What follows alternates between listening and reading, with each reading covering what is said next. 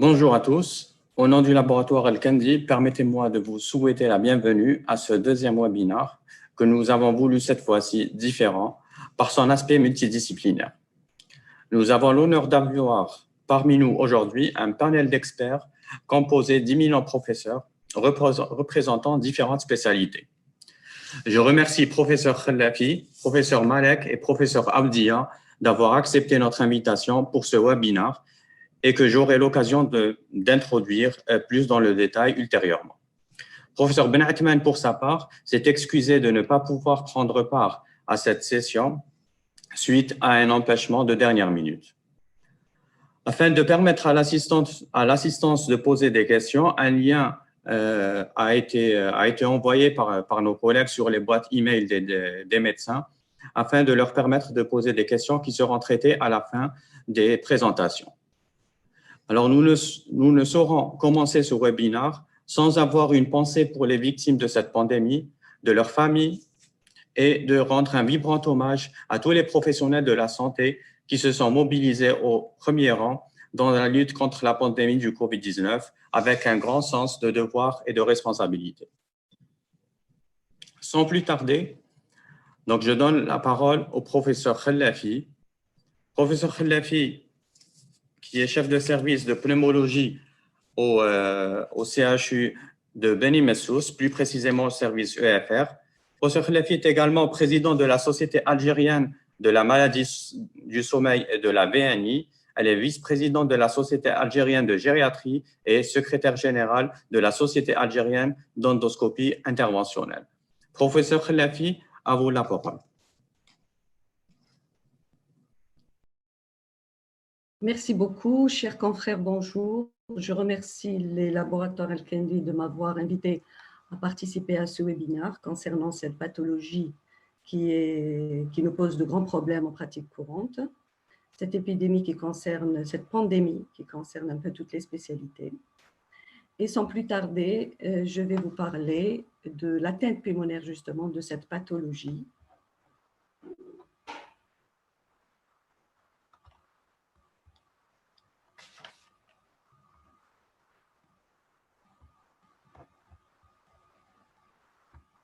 Si je peux vous assister pour partager votre écran, professeur. C'est bon.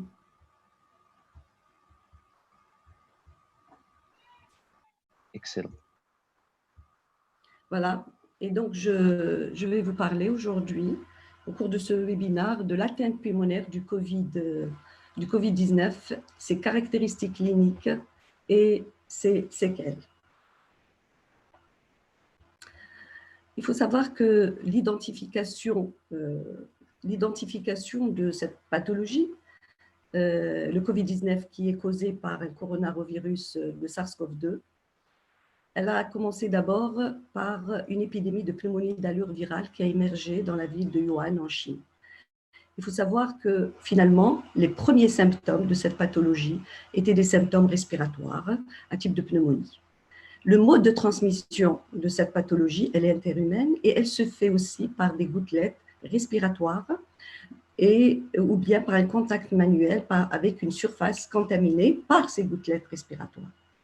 L'atteinte pulmonaire de cette pathologie peut prendre plusieurs formes cliniques et à mesure que l'épidémie progresse, une complication et des séquelles a tendance à se développer, en particulier chez les patients qui sont gravement atteints, c'est-à-dire qui vont faire un syndrome de détresse respiratoire aiguë. Alors, comment le SARS-CoV-2 pénètre dans la cellule? Il faut savoir que pour que ce coronavirus pénètre dans la cellule, il doit reconnaître un récepteur de la cellule pour pouvoir y rentrer et l'infecter. Le récepteur qui est actuellement reconnu comme récepteur de ce coronavirus, c'est le récepteur de l'enzyme de conversion angiotensine 2. Ce récepteur, il est exprimé de façon importante au niveau des cellules épithéliales pulmonaires, plus particulièrement au pôle apical des cellules épithéliales alvéolaires du type 2, qu'on appelle les pneumocystes 2. Et à ce niveau, ces cellules peuvent servir de réservoir viral. Ces récepteurs de l'enzyme de conversion angiotensine 2, ils sont exprimés aussi dans divers organes, dans les cellules de divers organes, particulièrement celles de l'intestin, du tube digestif, rénal et des vaisseaux sanguins. Certaines études animales ont retrouvé une corrélation positive entre le niveau d'expression de cette enzyme de conversion angiotensine 2 et le risque de déclarer une infection à COVID-19. La fixation du SARS-CoV-2, qui est le coronavirus du COVID-19, sur les enzymes, sur ce récepteur, sur cette angiotensine 2, va entraîner une diminution de l'activité de ce récepteur, et la diminution de l'activité de ce récepteur va aggraver les lésions inflammatoires parce qu'il va perdre l'effet protecteur. Donc, il va y avoir une agression de la cellule et augmentation des lésions inflammatoires. Alors, selon l'étude de Zhu, alors ces auteurs ont montré que 96 heures après l'infection par le coronavirus, les cellules, déjà des cellules au niveau de l'appareil respiratoire, les cellules de la muqueuse pulmonaire, bronchique, vont commencer à s'altérer. Donc, il y a déjà des effets cytopathologiques qui sont visibles. Alors, quelles sont ces lésions? C'est d'abord les cellules de l'épithélium, les cellules ciliaires vont voir leur cils qui va diminuer, ces cils qui vont diminuer dans leur mobilité. Donc, et vous savez que les cils de ces cellules ciliaires de l'épithélium, de la muqueuse bronchique, jouent un rôle dans l'épuration mécanique. Et donc, 96 heures après, il y a déjà l'impact de ce virus, il aura un impact sur les défenses mécaniques et donc sur l'immunité de l'appareil respiratoire. Des auteurs ont aussi montré que ce virus, il se retrouve au niveau de cellules épithéliales alvéolaires de type 2, les pneumocystes 2, comme je viens de le dire, mais aussi, ils l'ont détecté au niveau des macrophages pulmonaires et en partie dans les ganglions lymphatiques hilaires. Alors, quelles sont les caractéristiques cliniques de cette maladie? Il faut savoir que la durée d'incubation, elle est en moyenne de 5 jours, avec des extrêmes allant de 2 à 14 jours. L'installation des symptômes se fait progressivement sur plusieurs jours. Les premiers symptômes sont peu spécifiques, ils ressemblent à n'importe quelle infection virale. Elles sont du type céphalée, myalgie, fatigue. Et puis, les signes respiratoires et la fièvre apparaissent souvent 2 à 3 jours après les premiers symptômes. Alors, quels sont ces signes respiratoires? Alors, selon certaines études, je cite l'étude de Wang, dans la ville de Wuhan, qui avait retrouvé dans sa cohorte de 138 patients qui avaient une clinique, et il avait retrouvé, en plus de et d'autres manifestations extra-respiratoires, 3 signes respiratoires. La toux sèche, qui a été retrouvée chez plus de la moitié des patients, la dyspnée chez plus d'un tiers des patients, et bien sûr l'expectoration qui est quand même rare. Chez les patients Covid+, ils ont plutôt une toux sèche qu'une toux avec expectoration. Et dans cette étude, les auteurs ont trouvé 26% de leur population avait une expectoration. Il y a un autre signe qui est important, qui a été trouvé dans une autre étude, faite aussi dans la ville de Wuhan, alors par Yang. Alors, cette étude qui avait montré exactement la même chose que l'étude précédente, c'est-à-dire que les signes cliniques étaient la toux sèche, la toux sèche, la dyspnée et l'expectoration. Ces auteurs ont rapporté en plus l'hémoptysie. L'hémoptysie qu'on doit rechercher chez les patients Covid+, qui peut exister dans cette étude. 7% de leur population avait ce symptôme respiratoire. Alors, quels sont les signes radiologiques? Les signes radiologiques, on les voit généralement à la TDM thoracique. Très souvent, quand on fait une radiographie thoracique simple, on peut ne pas voir de lésions. On peut avoir une radiographie thoracique normale alors que le patient a déjà des lésions pulmonaires. C'est pour ça qu'il faut faire systématiquement chez ces patients une TDM thoracique sans produit de contraste parce que ce qui nous intéresse, c'est la plainte parenchymateuse. Et parmi les lésions, on a surtout les images en verre dépoli. C'est particulier, c'est caractéristique quand on les voit dans cette épidémie. Il faut penser au Covid-19. Alors, ces lésions en verre dépoli, elles ont une particularité, c'est qu'elles sont périphériques, sous-pleurales, et elles sont bilatérales. On peut voir aussi des condensations alvéolaires, on peut avoir des lésions interstitielles, on peut avoir des épaississements des septa interalvéolaires, on peut avoir des aspects en mosaïque, on peut avoir des épanchements pleuraux, péricardiques. Donc, quelles que soient les lésions, il faut, devant ce contexte épidémique, quand il y a des symptômes respiratoires, il faut penser au Covid-19. Alors ici, je vous montre juste l'aspect typique d'un verre dépoli périphérique chez un patient qui a un Covid. Donc voilà, on a un aspect qui est sous-pleural. C'est des images qui sont à localisation sous-pleurale. Et ici, on a aussi des lésions réticulaires chez le même patient. Les lésions, elles sont souvent bilatérales chez ces patients. Et puis ici aussi, je vous montre un aspect en verre dépoli, diffus, qui conflue, qui est très étendu. Et généralement, ce genre de lésions, on les trouve chez les patients qui ont une forme grave avec un syndrome de détresse respiratoire aiguë. Alors, quels sont les stades de gravité de la maladie? Selon le signe clinique, il y a 4 stades. Il y a les cas légers. Les cas légers, c'est des patients qui vont présenter des symptômes légers, une petite fièvre, de la fatigue, des myalgies, une toux sèche, mais l'image thoracique est normale. Et là, la TDM thoracique est normale, donc il n'y a pas de lésion parenchémateuse. Les cas modérés, ce sont des patients qui ont des symptômes, c'est des symptômes de l'infection, myalgie, fièvre, asthénie importante, tout sèche, mais ce qu'il y a en plus par rapport au cas léger, c'est qu'il y a une dyspnée des douleurs thoraciques. Donc, il y a un peu plus de symptômes respiratoires et à la TDM thoracique, on a une pneumonie. Les cas graves, c'est des cas où il y a des manifestations respiratoires importantes avec dyspnée, une fréquence respiratoire qui peut dépasser les 30 par minute, la saturation d'oxygène au niveau du sang qui est inférieure ou égale à 93%, le rapport PaO2, FiO2 inférieur ou égal à 300%, une cyanose, ou bien chez des sujets qui avaient été au stade modéré, c'est-à-dire qu'il y avait une pneumonie qui avait atteint 25% du parenchyme pulmonaire, et puis il y a une progression de ces lésions au bout de 24 à 48 heures et que ces lésions, elles vont dépasser les 50%. Donc, quand il y a cette progression rapide de ces lésions, on peut penser aux cas graves, même s'il n'y a pas beaucoup de symptômes respiratoires.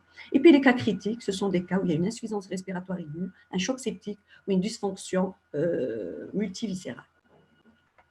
Les stades de gravité de la maladie selon les signes radiologiques ont été évalués par l'équipe de Lee et collaborateurs qui ont publié justement ces signes de gravité dans la revue Radiologie. Et d'après ces auteurs, il faut parler d'une maladie grave quand on a une extension des lésions qui touche plusieurs lobes. Alors, ils ont un score qui va de 0 à 25. Et ce score, c'est est estimé en fonction de l'atteinte du lobe. Quand on n'a pas de lobe atteint, c'est 0. Il y a absence de signe radiologique. Quand il y a un lobe qui atteint moins de 7%, c'est le score 1. Quand le lobe est atteint 5 à 25%, il est de score 2. Entre 26 et 49%, c'est score 3. 50-75%, score 4. Et plus de 75%, score 5. On parle d'un lobe. Par exemple, chez un patient qui a 2 lobes atteints à 50%, donc on a 4 plus 4, donc c'est un score de 8. Il est moins grave que celui qui a, par exemple, 2 lobes qui sont atteints chacun à 75%. Donc, 5 plus 5, c'est 10. Donc, le dernier patient, il a une gravité supérieure de la pathologie par rapport à celui qui a un score de 8. Les mêmes auteurs aussi ont trouvé que certaines lésions radiologiques à la TDM thoracique peuvent justement peuvent être un critère de sévérité de la maladie. Ce sont les opacités linéaires, les foyers de condensation, l'épaississement des parois bronchiques, l'aspect en mosaïque et surtout l'atteinte du lobe supérieur droit. Alors ici, je vous montre juste un patient qui est atteint de Covid+, qui a des lésions multiples. Donc ici, on voit des lésions en réticulaires. Ici, on voit des lésions en verre dépoli. Mais ce qui est important, c'est qu'à ce niveau, il a des lésions de type de condensation pulmonaire avec un bronchogramme aérique. Donc, cette personne, elle est considérée sur le plan radiologique comme une maladie grave. Donc, il faut que ce malade soit hospitalisé et lui donner le traitement qu'il faut et la prise en charge adéquate. Ces lésions aussi, sous forme d'aspect en mosaïque, aussi, selon Lee, peuvent être des signes de gravité radiologique. Alors, c'est des images en verre dépoli, et puis on voit ce qu'on appelle un épaississement des septa interlobulaires qui donnent ces petites clartés et donnant un aspect en mosaïque. Donc, quand on est devant ces signes radiologiques, c'est des signes radiologiques de gravité. Donc, c'est des malades qu'on doit hospitaliser. Et puis, selon la Société française de radiologie, ils ont proposé comme signe de gravité quelque chose de plus simple, c'est l'extension pulmonaire à la TDM thoracique. C'est-à-dire que les lésions, elles sont étendues entre 0 et 25% au niveau des 2 champs pulmonaires, c'est considéré comme léger. Si cette extension elle est entre 25 et 50, c'est considéré comme modéré. Quand elle est entre 50 et 75% des 2 parenchymes pulmonaires, elle est considérée comme sévère. Et quand ces lésions, elles dépassent 75%, elles sont considérées comme des cas critiques. Mais il faut savoir que l'association entre l'étendue des lésions radiologiques ainsi estimée et la pronostic de la maladie n'a pas encore été vraiment établie.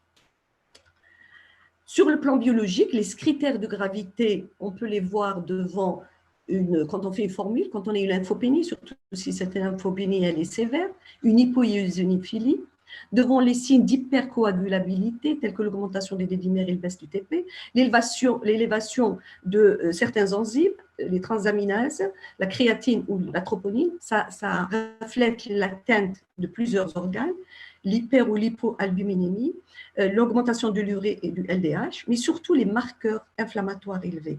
Quand on a une CRP qui est élevée, une ferritine qui est élevée et les interleukines circulants qui sont élevés, il faut craindre une complication dont je vais parler tout à l'heure, c'est l'orage cytokinique avec une inflammation très importante. Alors, quelles sont les complications respiratoires du Covid-19? D'abord, on a ce fameux orage cytokinique, ou bien comme on l'appelle, le choc cytokinique, ou bien le syndrome de la libération des cytokines. Il faut savoir que chez certains patients atteints de Covid-19, la dégradation brutale de leur état de santé après quelques jours d'évolution. Généralement, cet orage cytokinique survient au 7e jour d'évolution. Alors, c'est des patients qui vont se dégrader sur le plan général et qui vont avoir des symptômes. Par exemple, sur le plan respiratoire, c'est des gens qui n'ont que la toux sèche et puis qui vont commencer à avoir une dyspnée d'apparition brutale. Parfois, cette dyspnée, si elle existe, elle va devenir très, très importante. Donc, ces patients vont s'aggraver sur le plan général et respiratoire. Alors, cette dégradation, elle est surtout liée, elle se traduit par, elle est liée à une réaction inflammatoire excessive. Alors, pourquoi ces patients vont avoir ce type d'inflammation? Tout simplement, devant cette infection causée par ce coronavirus, le système immunitaire de ces patients, il va réagir en induisant une prolifération importante de lymphocytes et de monocytes. Et donc, la prolifération de ces cellules immunitaires vont entraîner la sécrétion de plusieurs substances pro-inflammatoires, dont l'interleukine, notamment l'interleukine 2, 6, 7, 10, les facteurs de croissance, TNF-alpha, les protéines induites par l'interféron gamma. Et donc, c'est la sécrétion de cette cytokine excessive qui sera auto-entretenue même après la disparition de virus, va entraîner donc une inflammation anormale et elle va se traduire par des manifestations cliniques à type d'hyperthermie. Donc, la température va augmenter. Les signes respiratoires qui seront très importants, type d'hypoxie. Donc, si le patient était déjà hypoxique, on va voir l'aggravation de ces hypoxies, l'apparition d'un syndrome de détresse respiratoire aiguë. Et puis, ce qu'il faut craindre, c'est surtout cette inflammation importante. Elle va entraîner des lésions pulmonaires qui vont persister après, en post-Covid, c'est-à-dire après l'amélioration de cette maladie et la disparition du virus, et elle peut entraîner à la longue une fibrose pulmonaire. Et puis, cet orage cytokinique va entraîner sur le plan cardiaque une augmentation de la tension artérielle et un trouble du rythme cardiaque. La deuxième complication qui peut atteindre le poumon, c'est les vascularites. Il faut savoir que ces vascularites, ou bien cette inflammation chronique de l'endothélium vasculaire, c'est les chercheurs de Zurich qui ont publié au mois d'avril, dernièrement, au mois d'avril sur le Lancet 2020, leur découverte. Alors, c'est des pathologistes qui ont remarqué en examinant les échantillons de tissus de patients Covid plus décédés, ils avaient remarqué que ces patients n'avaient pas seulement une inflammation pulmonaire, mais ils avaient aussi une inflammation de l'ensemble de l'endothélium vasculaire de divers organes. Donc, ils ont démontré qu'il y avait une inflammation justement au niveau de l'endothélium, une endothélite qui touche aussi bien le poumon que les autres organes. Et puis, ces pathologistes, en regardant au microscope électronique cet endothélium, ils ont détecté le SARS-CoV-2, c'est-à-dire qu'il y avait le SARS-CoV-2 était localisé au niveau de cet endothélium. Et puis, ils ont remarqué aussi, au microscope électronique, la mort cellulaire qui est déclenchée par ce virus. D'ailleurs, il y a certaines séries d'autopsies qui ont montré qu'il y a cette vascularite au niveau du poumon. Alors, ces pathologistes ont observé un dommage alvéolaire diffus avec des dépôts de fibrine à l'intérieur des petits vaisseaux et des capillaires. un infiltrat périvasculaire fait de lymphocytes TCD4 et des hémorragies distales. Donc, toutes ces lésions de vascularite, elles peuvent se traduire sur le plan radiologique par des opacités nodulaires, par des opacités, par un verre dépoli quand il y a une hémorragie alvéolaire. Donc, il faut faire très, très attention quand on a une aggravation chez ces patients. Sur le plan respiratoire, il faut toujours refaire une TDM thoracique pour voir est-ce qu'il n'y a pas justement l'apparition de ces vascularites. Et puis, il faut savoir que ces vascularites qui touchent la microcirculation, ils vont entraîner de graves perturbations dans la coagulation, donc une hypercoagulation qui sera responsable et qui vont provoquer des embolies pulmonaires qui sont secondaires finalement à des thrombus qui se sont développés à l'intérieur du poumon et peut entraîner aussi sur le plan organique des ischémies qui peuvent toucher le cœur, le cerveau et même le tube digestif. La troisième complication, c'est l'embolie pulmonaire. Alors, l'embolie pulmonaire, il faut savoir que toutes les études qui ont évalué la prévalence de l'embolie pulmonaire ont trouvé que l'embolie pulmonaire était élevée chez les patients Covid+. D'ailleurs, parmi ces études, je cite une étude qui a été publiée, je crois, le 24 avril dans la revue Circulation. C'est une étude qui a été faite par les auteurs au niveau d'un service de soins intensifs à Lille. Et ces auteurs ont trouvé que chez leurs patients Covid+, dans leur service, 20,6% d'entre eux avaient une embolie pulmonaire. Et ces auteurs, qu'est-ce qu'ils ont fait? Ils ont comparé cette prévalence de cette embolie pulmonaire chez ces patients, ils l'ont comparé à la prévalence de l'embolie pulmonaire chez 196 patients hospitalisés à la même période en 2019, dans le même service, et qui avaient exactement les mêmes scores de gravité. Et ils ont constaté que finalement, chez les patients Covid+, l'embolie pulmonaire était 2 fois plus élevée que dans l'étude précédente. Donc, ils ont démontré qu'il y a une prévalence plus élevée chez les patients qui ont le Covid-19. Cette étude aussi cette prévalence a été confirmée par l'étude de Besançon, qui a été aussi publiée dans la revue Radiologie au mois d'avril 2020 et qui a montré justement que sur les 100 patients aux soins intensifs, 23 patients avaient une embolie pulmonaire. Il faut savoir que les 2 études ont montré que les facteurs de risque cette embolie, c'est le sexe masculin, donc les hommes étaient plus touchés par l'embolie pulmonaire quand ils avaient le Covid-19 que les femmes, qu'il y avait aussi l'obésité, donc les sujets obèses. Il faut savoir que l'obésité, elle peut avoir un impact sur la ventilation, elle peut avoir un impact aussi sur la circulation vasculaire et sur les réactions inflammatoires. C'est ce qui explique justement cette prévalence de l'embolie très élevée chez les obèses et puis aussi chez les patients qui sont ventilés, qui ont une ventilation mécanique invasive. Alors, pourquoi ces patients développent-ils une embolie pulmonaire? Alors, tout simplement parce qu'il y a une activation anormale du système de coagulation qui va prédisposer de la maladie thrombotique chez ces patients Covid+.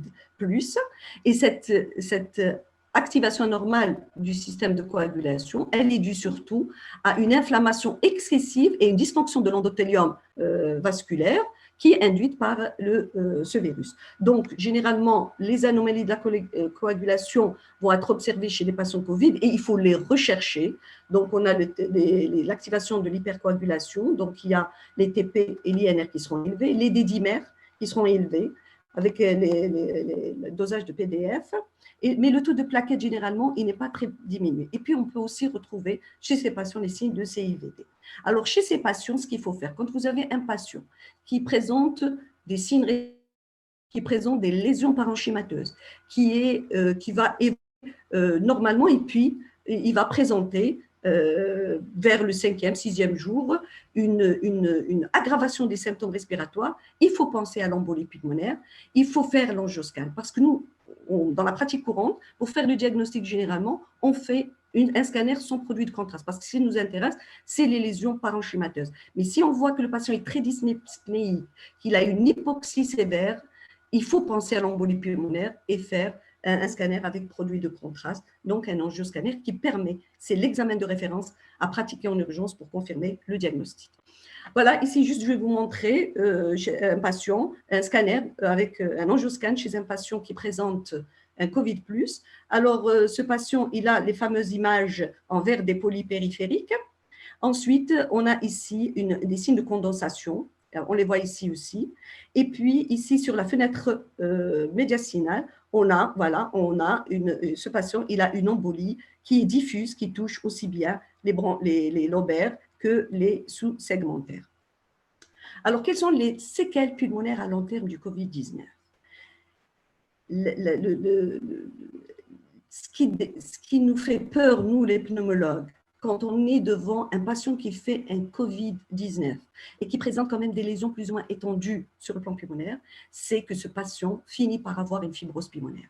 C'est finalement les séquelles de fibrose pulmonaire qui nous inquiètent le plus, parce qu'on sait que quand un patient fait une fibrose pulmonaire, c'est un patient qui va développer tôt ou tard une insuffisance respiratoire chronique et il va développer une invalidité sur le plan respiratoire. Alors, de nombreuses preuves soutiennent que le Covid-19 peut entraîner une fibrose pulmonaire. Alors, pourquoi ces patients vont faire une fibrose pulmonaire? Parce que tout simplement, il y a, au cours de cette pathologie, surtout s'il y a un orage cytokinique, il va y avoir une inflammation chronique très importante au niveau du parenchyme pulmonaire. Alors, cette inflammation, elle est généralement secondaire à cette tempête de cytokines. Elle est secondaire aussi parce aux lésions épithéliales pulmonaires qui vont être lésées par le virus, aux lésions endothéliales, des cellules endothéliales microvasculaires, les lésions des tissus qui sont causées par l'ischémie et l'hypoxie, surtout quand ces patients ont été traités par une ventilation mécanique. Et puis l'analyse morphométrique des poumons des patients ayant présenté des SDRA et qui a évolué vers la fibrose. Alors, ces analyses ont montré que finalement, cette fibrose n'atteint pas le tissu interstitiel, mais elle est endo-alvéolaire. Généralement, cette fibrose endo-alvéolaire, elle apparaît vers le 7e jour du syndrome de détresse respiratoire aiguë et augmente de façon importante au cours de la 2e et 3e semaine. Et puis, elle peut persister après la guérison et après, en post-Covid. Il faut savoir que la fibrose, la particularité de cette fibrose, c'est que les lésions, elles seront hétérogènes et d'âge différents.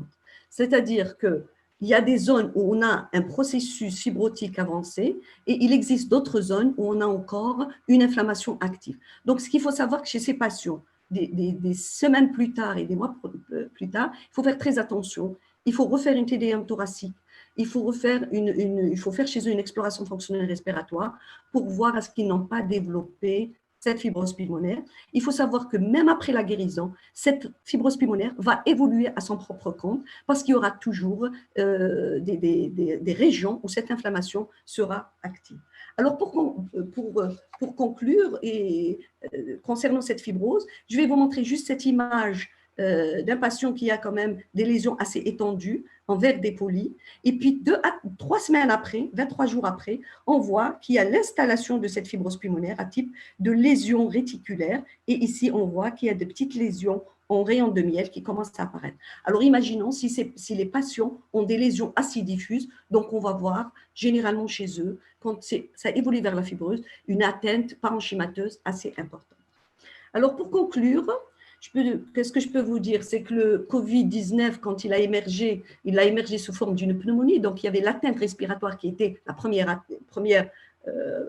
c'est l'atteinte du poumon qui a permis justement à cette infection d'être reconnue. Au cours de cette pandémie, beaucoup d'équipes ont montré qu'il y avait beaucoup de caractéristiques cliniques radiologiques donc de l'atteinte pulmonaire. Cette pathologie qui était considérée au début comme une maladie exclusivement pulmonaire, les études ont montré que désormais c'est une maladie systémique qui peut entraîner des thromboses avec des atteintes vasculaires inflammatoires, donc des endothélites ou bien des vascularites qui peuvent être localisés au niveau de différents organes et particulièrement au niveau du poumon et peuvent générer une embolie pulmonaire. Et puis, il y a la fibrose pulmonaire qui peut devenir la complication la plus grave après l'épidémie, particulièrement chez les patients ayant survécu au Covid-19 avec un syndrome de détresse respiratoire aiguë. Et je vous remercie. Merci beaucoup, professeur Khellafi, pour cette excellente présentation, donc, qui a suscité d'ailleurs pas mal de questions de la part de l'assistance et sur lesquelles on y reviendra à la fin des différentes présentations. Donc, sans plus tarder, je passerai la parole au professeur Rachid Malek. Professeur Rachid Malek est chef de service de médecine interne au CHU de Sétif. Il est membre de la Fédération internationale du diabète, président de l'association JMS de Sétif et auteur de plusieurs travaux et publications sur le traitement et la prise en charge des patients atteints de diabète. Donc, professeur Malek abordera avec nous aujourd'hui la question sur quelles conséquences sur le diabète et autres maladies chroniques. À vous la parole, professeur Malek. Bonjour. Bonjour à tous. Je remercie d'abord le laboratoire El-Kindi pour m'avoir invité et de vous parler des conséquences du Covid. Donc, nous avons eu une très belle introduction qui nous a résumé l'essentiel du Covid et de sa physiopathologie et de son action au niveau pulmonaire. On va essayer de voir également les autres organes qui sont relativement touchés. Donc, mon topo exclut évidemment l'atteinte cardiovasculaire, psychiatrique et pneumologique, compte tenu que ces topos sont abordés par des collègues. Donc, tout ce qu'on peut dire, c'est que les conséquences peuvent être directes. Vous avez eu l'exemple de l'atteinte pulmonaire. On peut avoir des séquelles post-infection qui peuvent être liées à l'organe lui-même ou à des effets secondaires, notamment médicamenteux, ou à des effets psychologiques ou autres. Mais ce qui nous intéresse le plus, c'est en fait le risque d'arrêt des traitements des maladies chroniques. Parce qu'au début, il y a un emballement et une peur extraordinaire qui a fait qu'il y a eu pratiquement arrêt de toutes les consultations, notamment des maladies chroniques. Et on a tout de suite compris qu'il est impossible d'arrêter ces consultations, notamment parce qu'on risque d'avoir des décompensations aiguës ou une aggravation de ces maladies chroniques qui peuvent se décompenser. Donc, deuxièmement, on ne sait pas si la pandémie va durer ou perdurer pendant longtemps. Ce risque de rechute et de décompensation nous guette à tout moment. On risque, dans certains traitements, de perdre l'efficacité des traitements, et notamment dans les maladies rhumatismales. Quoique, on reste sur beaucoup d'incertitudes, d'inconnus, de changements d'attitude, des nouveautés, et on n'a pas une réponse à tout. Et tous les jours, on a de nouvelles données qui apparaissent. Donc, ça, c'est des topos sur lesquels je vais insister brièvement. Évidemment, le temps ne nous permet pas de tout faire. Il y a la pandémie du Covid, mais il y a aussi la pandémie des publications. Regardez, c'est du jamais vu. C'est la première fois dans l'histoire, peut-être, des publications universitaires ou des publications tout court scientifiques. On a eu plus de 7740 publications à ce jour concernant uniquement le Covid. Donc, cet engouement est particulier. Mais attention, tous les papiers ne sont pas, donc évidemment, assez pointueux sur le plan scientifique. C'est pour ça qu'il vaut mieux aller vers les recommandations de sociétés savantes, et chaque société savante s'est organisée pour donner l'essentiel de la conduite à tenir vis-à-vis de ces patients chroniques, pour dicter la conduite vis-à-vis du traitement, de la poursuite du traitement, de l'arrêt ou éventuellement de reporter un traitement. Et cette pandémie donc, des publications a commencé à faire parler d'elle. Et il y a eu un premier article qui commence à critiquer un peu les revues, et pas les moindres. C'est le New England Journal of Medicine qui a été attaqué et qui a été traité de tous les noms, puisque cette publication concerne un traitement antirétroviral et n'a intéressé qu'une cinquantaine de patients, ou 61 patients inclus, à travers plusieurs pays, dont un par pays, etc. Là, bien sûr, le traitement, les résultats ont été négatifs. Et donc, comme on le dit, c'est juste une publication pour mettre en relief un nouveau traitement, etc., ou un traitement qui existe déjà dans une. Et donc, cette prestige, ce prestigieux journal a eu d'énormes critiques sur cette publication qui ne devrait pas avoir lieu, bien sûr. Le Covid n'épargne aucun organe. Le professeur Khalifi nous a parlé du poumon, c'est l'épicentre ou le point zéro du problème. Ensuite, ça passe à l'estomac, ça va au niveau des intestins. De toute façon, le Covid cherche toujours des récepteurs. Et là où il trouve des récepteurs, il s'y incruste et essaye de faire le maximum de dégâts. Ça peut se résumer en de simples symptômes, des diarrhées, des douleurs abdominales dans la tête intestinale. On a même retrouvé du Covid dans les selles. Ensuite, cette tornade sanguine avec cette hyperactivité immunitaire qui aboutit à la catastrophe. Donc, au niveau du cœur, ça passe par des myocardites, des troubles du rythme, l'hypertension artérielle. Je m'arrêterai là. Et puis, le foie peut également être touché, puisqu'on peut assister à une insuffisance hépatique. Aurait-il des séquelles ou non? On ne sait pas pour l'instant. Les reins, c'est très grave. Quand ça atteint les reins, on est dans des situations d'insuffisance rénale aiguë par atteinte tubulopathique. Et ça finit très mal donc, chez les patients. Donc, ce sont des patients qui sont au stade de défaillance vitale d'organes. Et puis, on a cité d'autres organes, des Guillain-Barré dans les manifestations neurologiques, la gusille dans l'atteinte ORL, etc. Donc, en fait, vous voyez que tout ça, ça fait atteinte systémique. On a même fait allusion au syndrome catastrophique du lupus, etc. L'essentiel, c'est qu'à un certain moment, quand il y a cet orage important, tous les organes sont ciblés. Et puis, c'est l'équivalent de quelqu'un qui cible avec un tir, avec un fusil.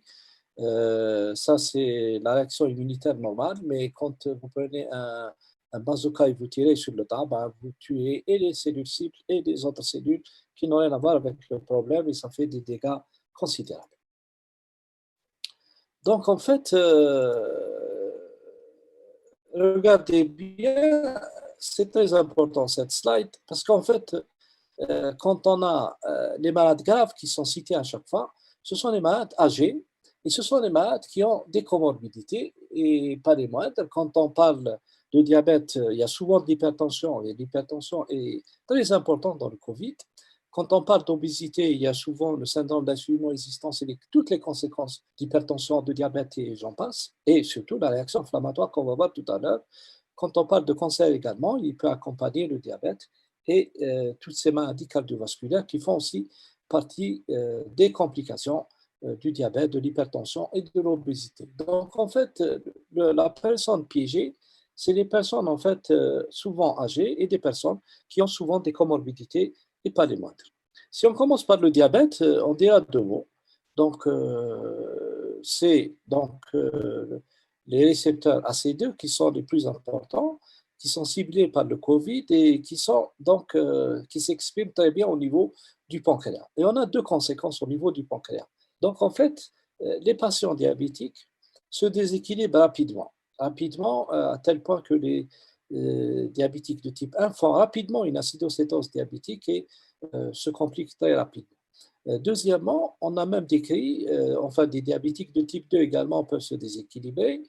Et la troisième conséquence, c'est on peut avoir des nouveaux cas de diabète parce qu'en fait, le Covid peut s'installer au niveau des récepteurs, au niveau du pancréas et induire des lésions pancréatiques à l'origine de nouveaux cas de diabète. Donc, la règle générale, c'est que devant tout Covid+, positif, il faut rechercher un diabète. Donc, soit connu, soit méconnu.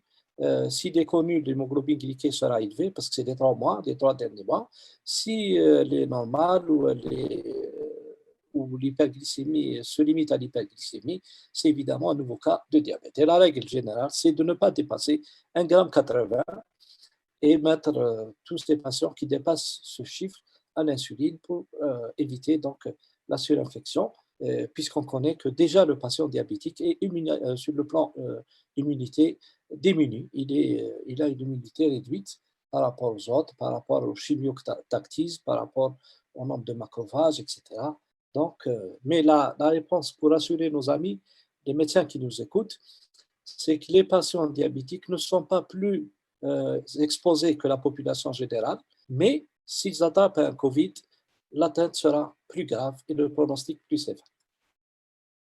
Donc, les deux conséquences, je vous les ai dit, c'est la vulnérabilité, surtout quand il y a un déséquilibre du diabète, ou le déséquilibre du diabète chez un patient connu, ou un nouveau cas de diabète, et évidemment, le déséquilibre du diabète n'arrange pas les choses puisque ça permet la pullulation microbienne, la surinfection et toutes les conséquences qui en découlent. Et les questions qui sont posées après le diabète, c'est l'obésité. L'obésité, vous savez qu'on en parle beaucoup. Les patients qui sont en réanimation, et notamment ceux qui ont un BMI qui dépasse 35 ou 30 kg par mètre carré, sont difficilement mobilisables et puis ils ont toutes les conséquences de l'obésité qu'on va voir tout de suite. Donc il y a un certain nombre de questionnements sur le plan de l'obésité. Les obèses ou l'obésité est un facteur de risque d'infection au Covid. Non, tous les obèses ne font pas un Covid ou n'ont pas la facilité d'attraper un Covid-19 et la situation actuelle démontre plutôt que malgré la tendance à la lymphopénie et l'augmentation du temps de portage viral, les patients qui sont les plus vulnérables, ce sont les patients obèses, mais qui ont une obésité stade 3, c'est-à-dire qui dépassent 30 kg par mètre carré, puisque cette population occupe à peu près 20 à 30% des patients aux soins intensifs. Qu'est-ce qu'on peut leur donner comme conseil selon le degré d'obésité? Donc, c'est arrêter de travailler 600 dans cette tranche de classe d'obésité, faciliter le dépistage ou favoriser ces personnes qui ont un risque, et puis réaliser des TDM thoraciques au moins d'assis. Sinon, les conseils généraux de confinement, limiter un peu les apports caloriques, augmenter un peu l'activité physique. Pourquoi un peu l'obésité sévère conditionne l'infection du Covid? Parce qu'en fait, la cellule adipeuse, qui est une véritable cellule endocrinienne, est une cible pour le virus. Vous avez des adipocytes qui sont la cible du H1N1, de l'influenza et de l'adénovirus 36. Le fibroblast également est la cible de 2 virus. Les cellules endothéliales, madame en a parlé, c'est essentiellement le SARS-CoV-2 COVID-19 qui donc est la cible de ces cellules endothéliales. Et puis il y a une incrustation macrophagique très importante au niveau de la cellule adipeuse et qui est donc très ciblée par le virus influenza, le SARS-CoV et l'adénovirus 36 ainsi que la HIV. Donc à partir de là, donc, on a une source de perturbation. Deuxièmement, donc, déjà, la cellule adipeuse est une cellule cible par le virus. Deuxièmement, c'est une source de perturbation de l'angiotensine aldostérone. Et ça va entraîner une dépression et une dysfonction, un déséquilibre de la C2 qui permet donc l'équilibre entre la vasoconstriction et la vasodilatation. Et donc, comme vous le savez, ce récepteur de l'angiotensine 2 sert porte d'entrée, si vous voulez, au virus et c'est la cible. Donc, première conséquence de cette obésité, c'est une hyperactivité du système rénine-angiotensine et on sait que ça a des dégâts considérables. Concentrez-vous sur le milieu de la diapositive pour vous montrer que déjà, quand on a une activation de l'angiotensine pour le passer de l'angiotensine A à l'angiotensine 2, qui est un récepteur important. Ensuite, cette angiotensine 2 va être transformée en angiotensine 2 et grâce à l'activation, notamment du COVID-2. Et ensuite, quand le COVID intervient, vous avez une activation vers l'angiotensine 1,7 qui va entraîner une augmentation des récepteurs et va entraîner dans ce déséquilibre très important de la vasodilatation et la vasoconstriction. La deuxième étape, en fait, c'est l'intervention du stress oxydatif, l'intervention des fumeurs. On a beaucoup plus de fumeurs dans les soins intensifs COVID plus que les COVID plus non-fumeurs. C'est mitigé, la nicotine peut avoir des effets positifs et négatifs, beaucoup plus négatifs. L'hydrochloroxine qui bloque cette activation de la C2 ou cette réception au niveau donc, de l'angiotensine 2. Et puis, vous avez les sartans, dont on a beaucoup parlé et qui actuellement sont considérés comme des traitements peut-être favorables au COVID-2 et qu'il faut en aucun cas donc, arrêter chez les patients qui en prennent. Donc, du coup, ça va favoriser cet équilibre entre vasodilatation et vasoconstriction chez les patients diabétiques. Qu'est-ce qui se passe un peu dans l'obésité? C'est en fait lié donc déjà aux conséquences de l'obésité et du confinement, aux diminution de l'activité physique. Et puis, tout de suite, quand on a cette obésité, surtout intra-abdominale, avec l'augmentation des acides gras, vous avez une atteinte des conséquences pulmonaires avec une diminution de la capacité résiduelle, une diminution de la contractilité du diaphragme. Vous avez souvent une association du syndrome d'apnée du sommeil ou du syndrome d'obésité d'hypoventilation. Sur le plan cardiovasculaire, vous avez l'augmentation de la vasoconstriction. Et regardez l'hypertension artérielle, elle s'associe dans plus de 50% des Covid sévères qui sont hospitalisés donc, en milieu de réanimation médicale. Les autres conséquences sont l'augmentation du potentiel thrombogénique et l'angiopathie diabétique. Souvenez-vous, je vous ai dit au début que la cellule adipeuse est une véritable cellule endocrine. Et regardez toutes ces conséquences sur l'athérogénèse, sur l'inflammation, et qui aboutissent, entre autres, à l'augmentation de l'hypertension artérielle, à la thrombogénicité. Et s'il y a bien sûr un diabète, vous avez l'association d'angiopathie diabétique. Donc, conséquence de cette atteinte pulmonaire et cardiovasculaire, c'est automatiquement une faible réserve respiratoire et cardiométabolique qui va diminuer l'adaptation au stress, diminuer l'extraction d'oxygène et augmenter la réactivité cardiovasculaire aux effets induits par l'inflammation, sans compter la dysrégulation métabolique. Il n'y a pas que ça. Il n'y a pas que ça. Regardez sur le plan de l'hyperréactivité immunitaire avec la dysfonction immunitaire qui s'installe et une augmentation de l'exposition virale chez les obèses. Ce qui contribue également chez les obèses, c'est que cette dysrégulation immunitaire a un grand lien, surtout avec l'obésité abdominale, ou l'obésité qu'on appelle endoïde, et qui a toutes les conséquences inflammatoires dont je vais citer tout à l'heure.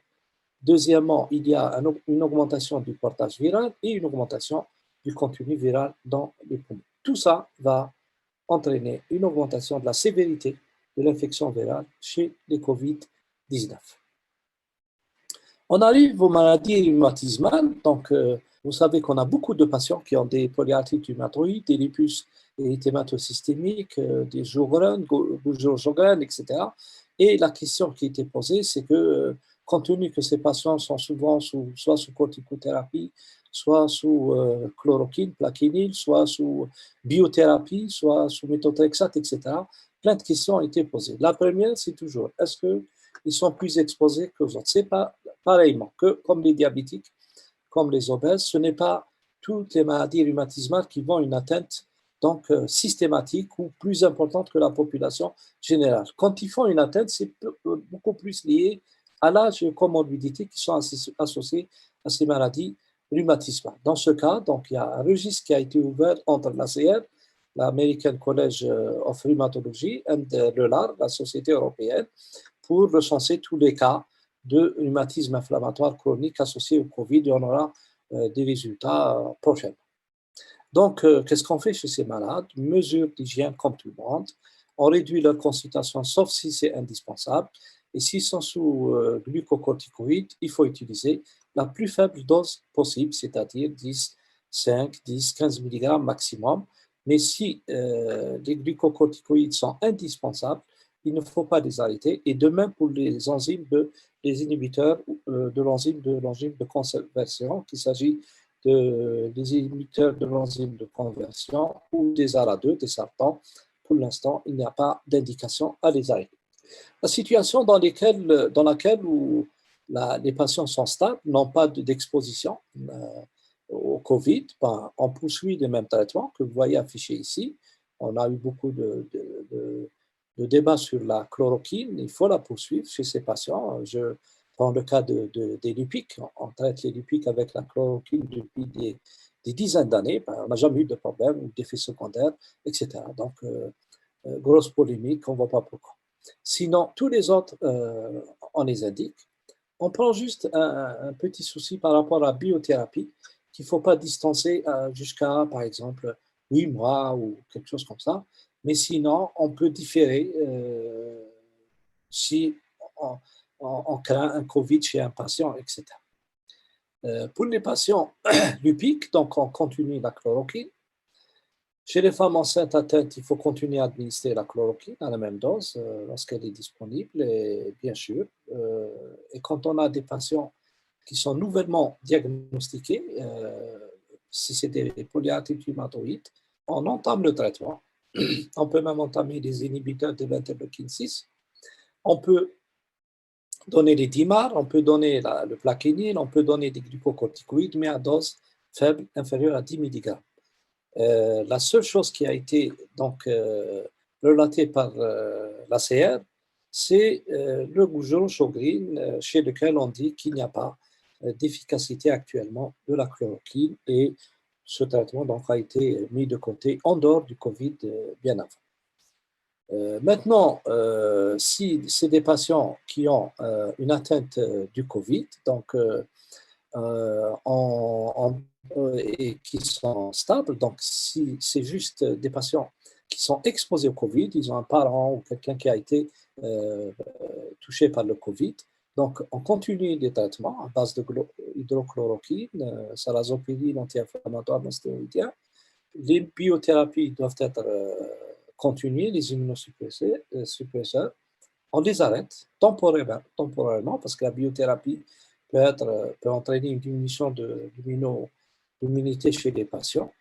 Et puis, quand on a un Covid confirmé, soit par PCR, soit par TDM, soit par un ensemble d'arguments, donc, quel que soit le degré d'atteinte, on continue le Covid, mais les immunosuppresseurs, les inhibiteurs des interleukines 6 doivent être arrêtés, ainsi que la biothérapie chez les malades, jusqu'à ce qu'il y ait une guérison sur le Covid.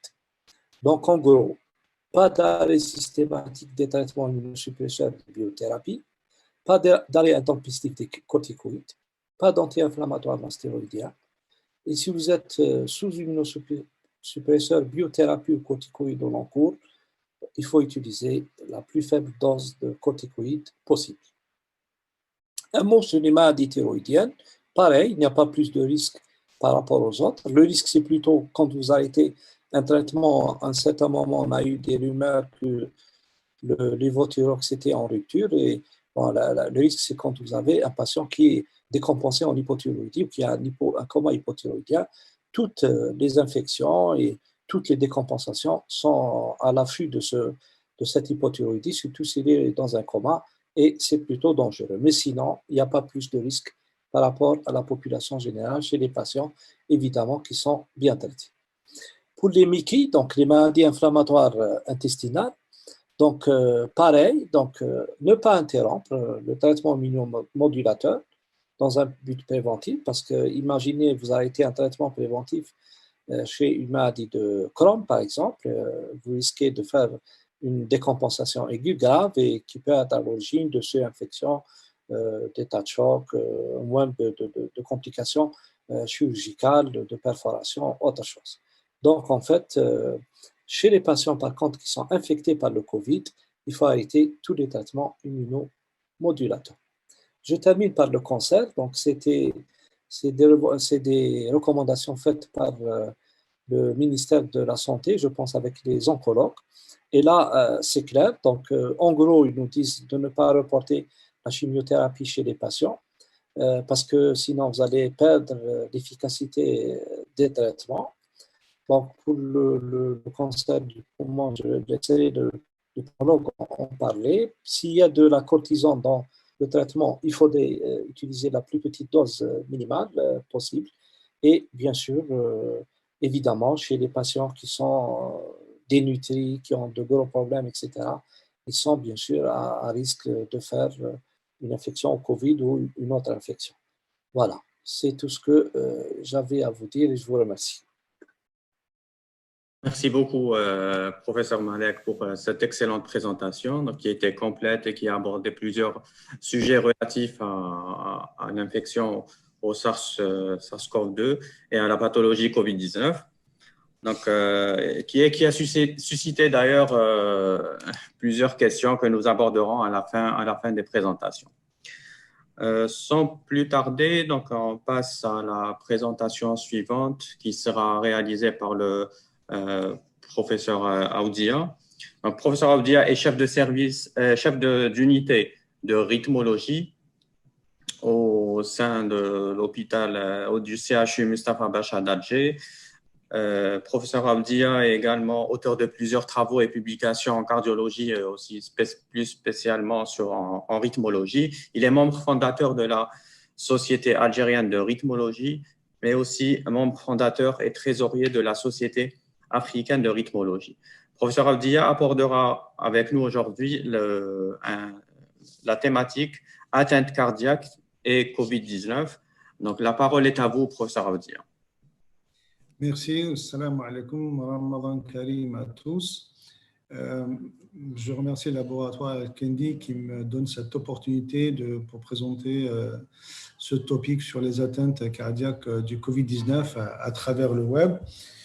Je dirais en guise d'introduction, nous connaissons depuis peu de profonds bouleversements de notre vie sociale et de nombreux défis, notamment dans le domaine de la santé, liés à cette pandémie Covid-19, particulièrement sur la prise en charge de complications, et je vais parler de complications cardiovasculaires, bien que les manifestations cliniques soient dominées par les symptômes respiratoires qui sont au premier plan. Le virus a un double impact sur la sphère cardiologique. D'abord, possibilité de décompensation d'une maladie cardiaque chronique. Et deuxième chose, c'est que l'infection elle-même, le Covid-19 lui-même, peut être à l'origine d'une atteinte cardiaque. Et j'ajouterai un troisième élément, c'est que comme chez nous, on utilise un certain nombre de produits dont on parlera tout à l'heure et qui peuvent, dans le cadre du traitement du Covid-19, et qui peut avoir des conséquences sur la sphère cardiaque. Alors, attirer l'attention sur le risque cardiovasculaire. Regardez dans cette étude, l'une des premières publications à Wuhan, en Chine, et sur un petit échantillon de 138 patients, c'est relatif, on parle de la Chine, il y a pratiquement 2 milliards d'habitants. Donc, dans une étude qui a colligé 138 cas d'infection Covid-19 dans la région de Wuhan, 64 patients, donc 46%, avaient au moins une comorbidité, une HTA dans 31%, un diabète, et puis une infection cardiovasculaire, donc 14%. Mais par contre, dans les formes les plus sévères, cette proportion est beaucoup plus importante. Alors, l'HTA, c'est un malade sur deux, le diabète, 20%, les maladies cardiaques, un quart des patients, et puis une maladie cérébrovasculaire dans 17%. Et puis, phénomène assez intéressant, c'est qu'il y a une surmortalité. Elle est beaucoup plus marquée chez les sujets qui ont des antécédents cardiovasculaires, 10,5%, comparativement à ceux qui ont une pathologie respiratoire chronique et sous-jacente. Et on pensait que, ça remonte qu'à 2 mois, 2-3 mois, on pensait que c'est une pathologie à tropisme uniquement respiratoire, et donc théoriquement, les décès devaient être beaucoup plus importants chez des sujets qui étaient fragilisés déjà sur le plan respiratoire. Toujours dans la même étude, vous avez 19 sujets hospitalisés, pratiquement 20% de patients ont développé un syndrome de détresse respiratoire aiguë, 17% de patients ont développé une arythmie. Alors, je dirais un mot tout à l'heure sur ces arythmies. 7% ont développé des lésions cardiaques aiguës, c'est probablement des myocardites, donc ils les ont décrits comme étant des lésions cardiaques aiguës. Et puis, 9% de patients ont fait un état de choc et 4% une insuffisance rénale aiguë. Voici la prévalence des maladies cardiovasculaires dans un autre papier, décrit dans un autre papier. Là, vous avez ici, je vais prendre un pointeur comme ça on verra mieux.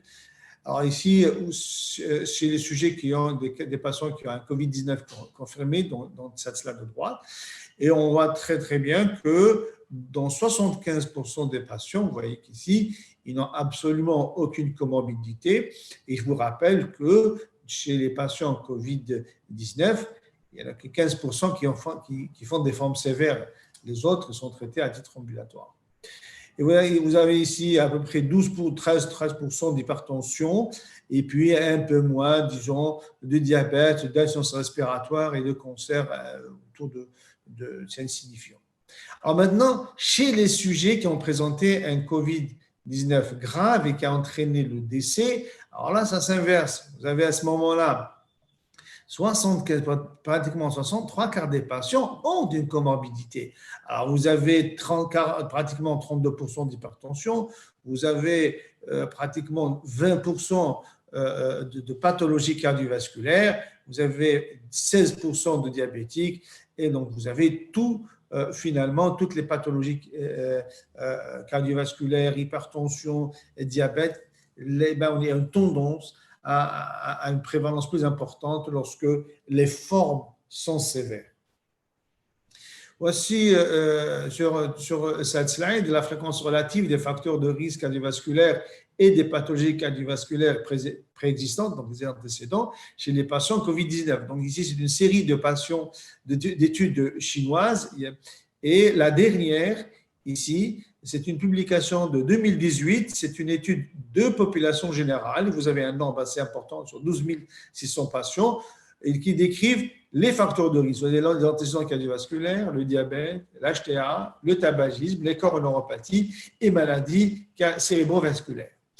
Et bien, ici, vous avez pratiquement 1100 patients et puis vous avez une grande cohorte ici où vous avez 44 000 patients. Alors, on va essayer de comparer ces données à celles trouvées en 2018 dans la population générale.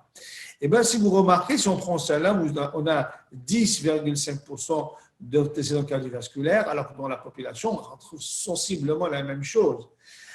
Là, pour le diabète également, vous avez 7% dans cette étude, dans cette série d'il y a quelques jours, et vous avez ici, vous avez 16%. Et la même chose sur l'hypertension artérielle, il y a une moindre prévalence de l'hypertension artérielle. Alors, vous comprenez qu'on a des données qui sont disparates entre les premières études de petits échantillons et au jour d'aujourd'hui, on est à pratiquement 4 mois ou 5 mois du début de l'épidémie en Chine, et donc on a des valeurs qui finalement sont peut-être plus justes que les premières données. Sur cette slide, c'est la fréquence relative des facteurs de risque cardiovasculaire et des pathologies cardiovasculaires en fonction de la gravité du Covid versus, donc ici vous avez les malades en soins intensifs versus les malades pas soins intensifs.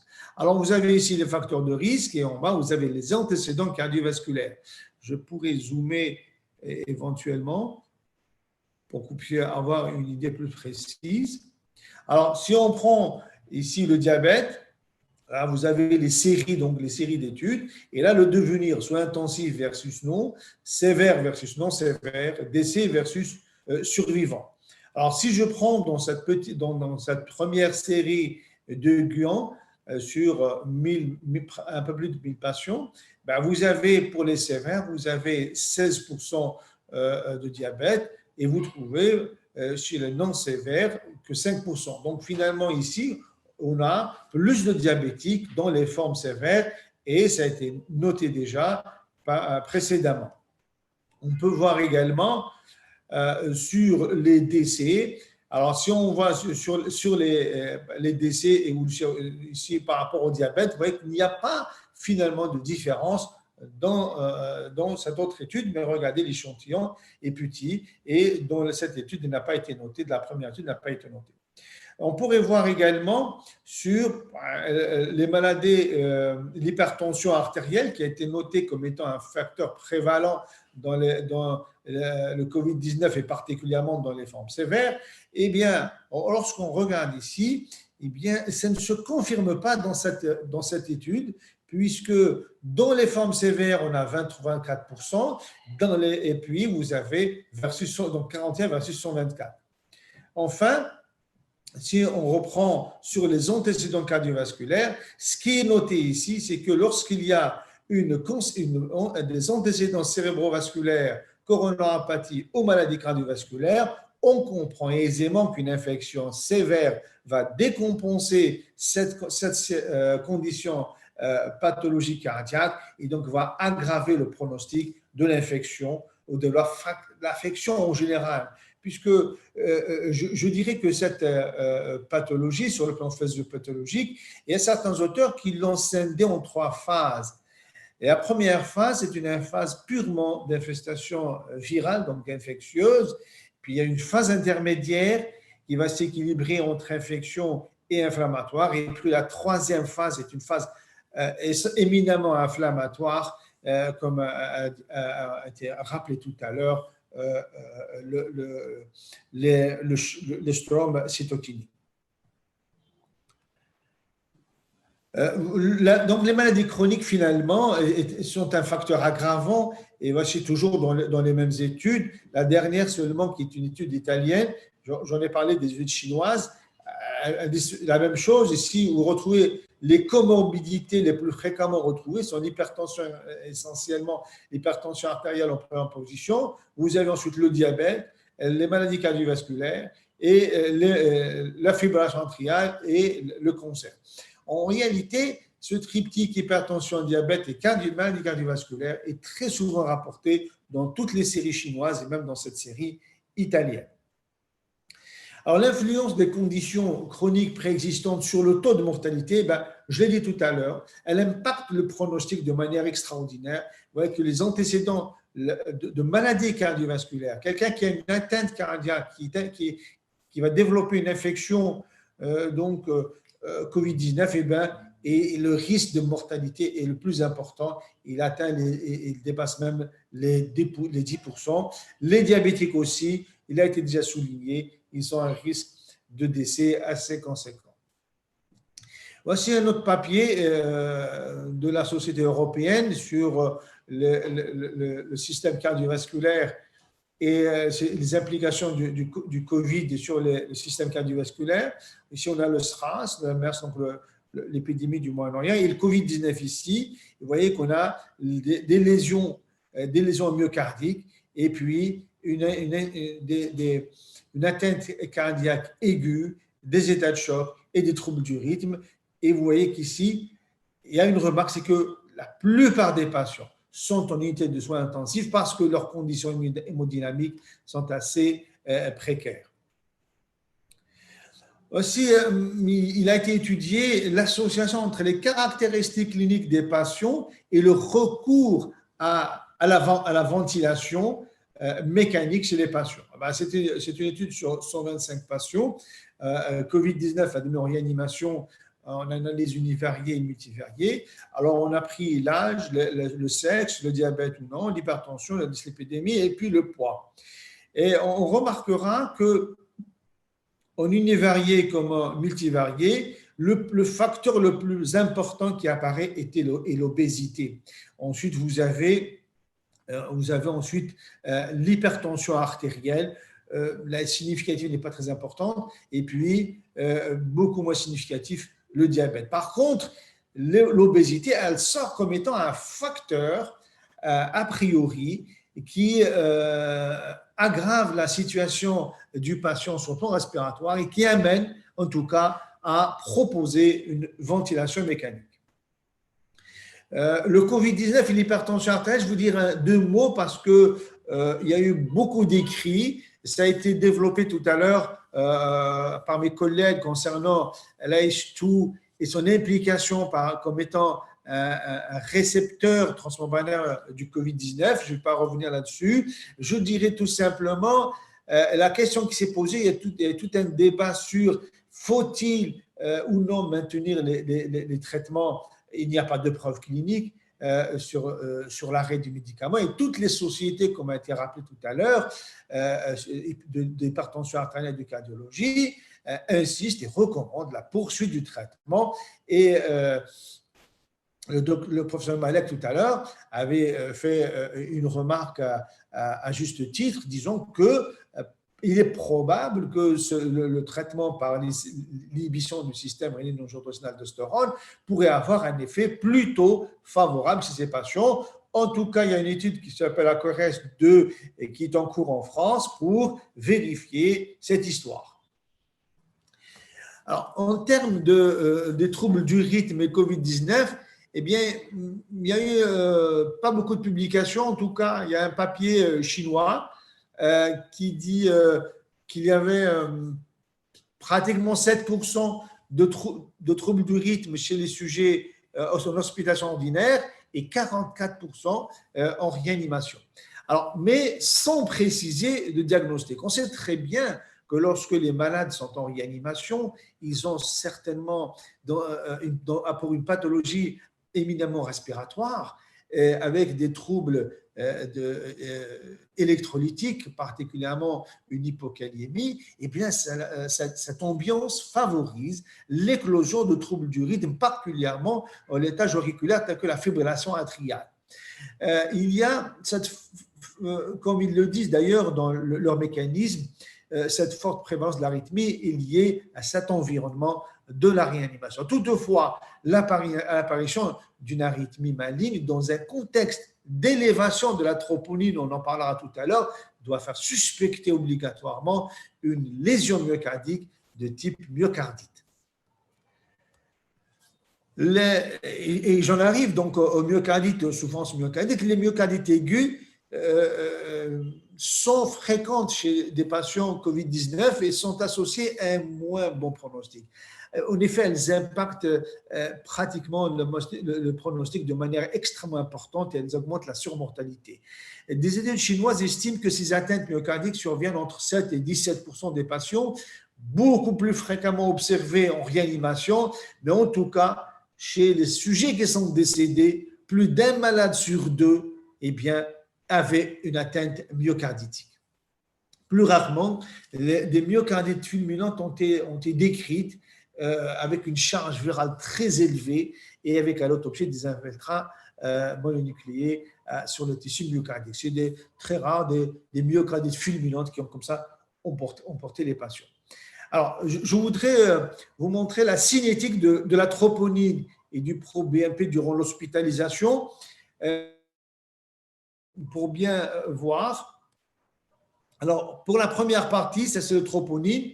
C'est des sujets. Alors ici, vous avez les sujets qui ont mal évolué, qui sont décédés, et là, les sujets qui sont guéris. Alors, à l'admission, ça c'est le taux de troponine. Vous voyez qu'à l'admission, il n'y a pas de différence au départ entre ceux qui ont une évolution fatale et ceux qui ont une évolution normale, puisque le taux est pratiquement équivalent. Par contre, durant l'hospitalisation, on se rend compte qu'il y a une augmentation significative de taux de troponine. Et puis, chez les sujets qui sont, que leur état quand ils sont dans un état tellement altéré, ils sont pratiquement à quelques jours ou quelques heures du décès, eh bien, les troponines sont extrêmement élevées, à contrario de la cinétique des troponines chez des sujets qui guérissent, puisque ça reste stable durant l'hospitalisation, ça diminue à l'approche de la sortie du patient. Donc, l'augmentation de ces troponines sont probablement un facteur d'une atteinte myocardique, mais pas que, puisque on sait très bien que lorsqu'il y a une atteinte rénale, lorsqu'il y a des infections respiratoires sévères, le taux de troponine peut être élevé. D'un autre côté, le NT-proBNP, qui est, comme je vous le rappelle, témoigne d'une insuffisance cardiaque lorsqu'il est très, très augmenté. Vous voyez qu'il a exactement la même cinétique. Ici, vous avez la même cinétique. Donc, pour les sujets qui ont une évolution fatale, eh bien, vous avez une augmentation extrêmement importante de ce taux de BNP. Par contre, pour les sujets qui ont une évolution favorable, eh bien, il y a une légère augmentation qui n'est pas significative d'ailleurs durant l'hospitalisation, et puis elle régresse de manière drastique à la sortie du patient. Donc, vous voyez que cette augmentation des troponines et du BNP de manière croissante et linéaire durant l'hospitalisation, eh bien, ça signe une infection, en tout cas une infraction systémique gravissime de pronostic très sévère. Voici les différences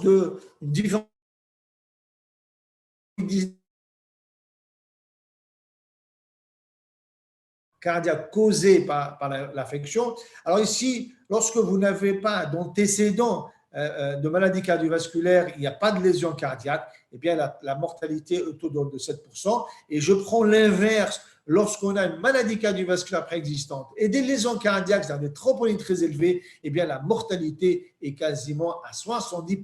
Donc, multiplié pratiquement par 10. Donc, on comprend par là la sévérité de deux éléments, l'antécédent cardiovasculaire et la présence de lésions myocarditiques dues justement à l'infection COVID-19.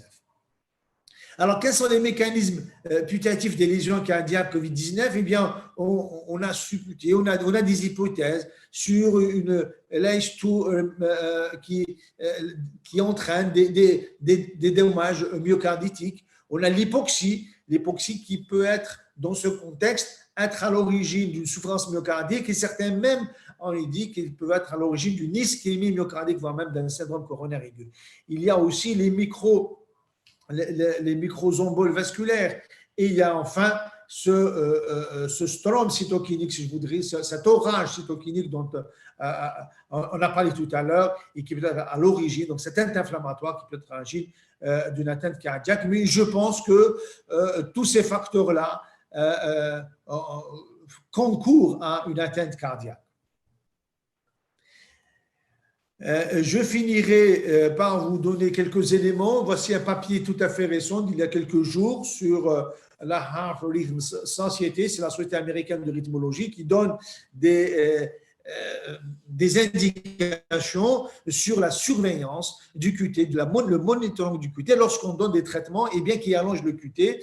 Et bien vous le savez très bien que l'Algérie a pris le pari de prescrire l'hydroxychloroquine et l'azithromycine dans l'association. Les deux molécules vont dans le même sens dans l'allongement du QT. C'est un allongement qui n'est pas significatif cliniquement, mais lorsqu'il y a des facteurs de risque, tels qu'un allongement de QT congénital, une hypokaliémie, une hypomagnésémie, une hypoglycémie, des médicaments qui allongent le QT qui sont associés particulièrement l'amiodarone, les psychotiques, eh bien, il faut faire très attention à ne pas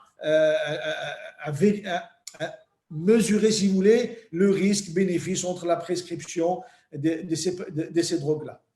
En tout cas, il est certain que ces agents comme le Covid-19, c'est un traitement d'une semaine au plus, et puis on sait très très bien que les risques d'une atteinte cardiovasculaire avec l'hydroxychloroquine sont beaucoup plus, minimum 3 mois de traitement pour qu'il y ait des effets secondaires. Voici quelques médicaments qui peuvent, si vous voulez, interagir avec ce qu'on donne. Ici, l'hydroxychloroquine, vous faites attention aux bêta-bloquants et les antiarythmiques, surtout la cordarone, et puis surveillez la dégoxinémie. Le risque, c'est qu'il y ait un QT lent et survenu d'une torsade de pointe qui est un trouble du rythme qui peut être fatal. Évidemment, ces phénomènes, ils sont rares. Au jour d'aujourd'hui, à l'hôpital Mustapha, et je suppose qu'en d'autres hôpitaux, ces traitements sont prescrits à titre ambulatoire, puis on vérifie évidemment de manière systématique l'ECG avant de prescrire ces drogues-là. Alors, je vais conclure. En pratique, le Covid-19 peut avoir des impacts cardiovasculaires multiples, directs et indirects. Les facteurs de risque cardiovasculaire ne semblent pas surestimés, surreprésentés chez les patients Covid-19 par rapport à la population générale, mais en revanche, ils sont associés à une surmortalité, tout comme l'existence d'une maladie cardiovasculaire chronique. Une grande vigilance s'impose avec les patients obèses particulièrement exposés à de formes graves de Covid-19. Le développement des capacités de télémédecine et le respect optimal des mesures de prévention à l'échelle de la population devraient nous permettre de passer cette période sans trop de dégâts. En tout cas, je l'espère. Enfin, avec ce flot de nouvelles qui ne sont pas totalement réjouissantes, je vous en donne une. Écoutez, regardez sur cette slide. Le Covid-19, ce coronavirus, il va où? Il va dans les pays riches. Eh bien, il ne va pas chez les misérables, vous voyez? Eh bien, peut-être qu'on a une chance, pour une fois, de ne pas être très riche. Ce virus va peut-être à partir ailleurs et nous laisser tranquilles. Assalamu alaikum. Merci beaucoup, professeur Abdia, pour cette excellente présentation et cette lueur d'espoir aussi avec laquelle vous avez clôturé votre topo. Donc là, nous passerons à la session questions-réponses. Nous avons reçu plusieurs questions de la part des participants qui ont démontré de l'intérêt qu'ils avaient porté aux différentes présentations. Malheureusement, nous n'aurons pas le temps de les aborder toutes. Par contre, on commencera à une série de questions-réponses et on commencera avec une première question pour le premier speaker, donc pour le professeur Khallafi. Donc, la question est quelles sont les mesures thérapeutiques afin de prévenir la fibrose pulmonaire, surtout chez les patients avec un bon pronostic? Enfin, la prévention, je ne sais pas. On sait que maintenant, que la fibrose peut toucher tous les patients Covid, quelle que soit la gravité de la maladie. La fibrose peut toucher même les patients qui sont asymptomatiques. Si on leur fait, parce qu'on a des patients asymptomatiques, si on leur fait une TDM thoracique, on va trouver des lésions. Donc, ils peuvent avoir les lésions. Mais les lésions de fibrose, elles seront plus importantes chez les patients qui sont passés par un syndrome de détresse respiratoire aiguë avec une extension des lésions parenchymateuses. Malheureusement, on ne peut pas. La prévention, peut-être, on va prévenir, commencer que les causes de cette fibrose, c'est l'inflammation chronique importante qui survient à la suite d'un choc, d'un orage cytokinique.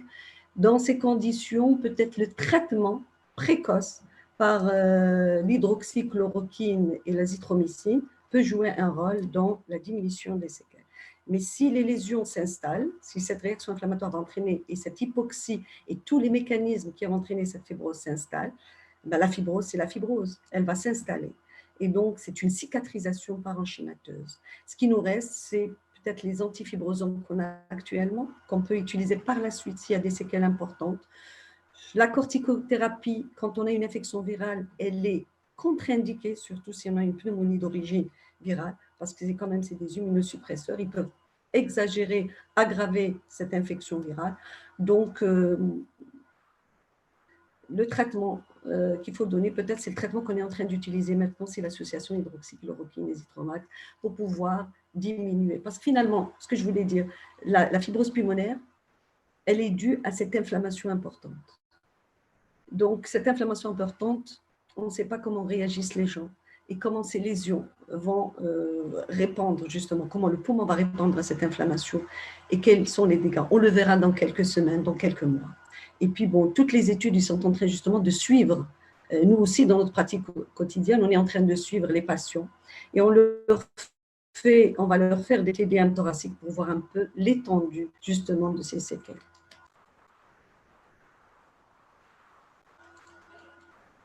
Merci beaucoup, professeur Khallafi, pour ces clarifications. Donc, ce qui m'amène à une deuxième question qui vous a été adressée. Donc, peut-on dire que le COVID-19 est une maladie thromboembolique par excellence? Oui, oui. Elle entraîne, puisqu'elle entraîne, et c'est récemment, quand on l'a découvert, elle entraîne des vascularites. Elle touche l'endothélium. Il y a eu le SARS-CoV-2 a été détecté au niveau de l'endothélium. Il est à l'intérieur du endothélium, il entraîne cette inflammation chronique. Et donc, il va perturber la coagulation, surtout au niveau des microcirculations. Donc, c'est une maladie thromboembolique. Oui. Parfait, merci beaucoup, professeur Khallafi. Donc, on a d'autres questions qui sont adressées pour le panel d'experts. Et une question qui pourra être abordée, je dirais, par le professeur Malek et le professeur Abdia en même temps. Donc, la question est en relation avec les ACE2 et l'obésité. Donc, y a-t-il des modifications ou adaptations de traitement à faire dans ce cas, donc dans le cas de patients obèses et souffrant d'hypertension artérielle?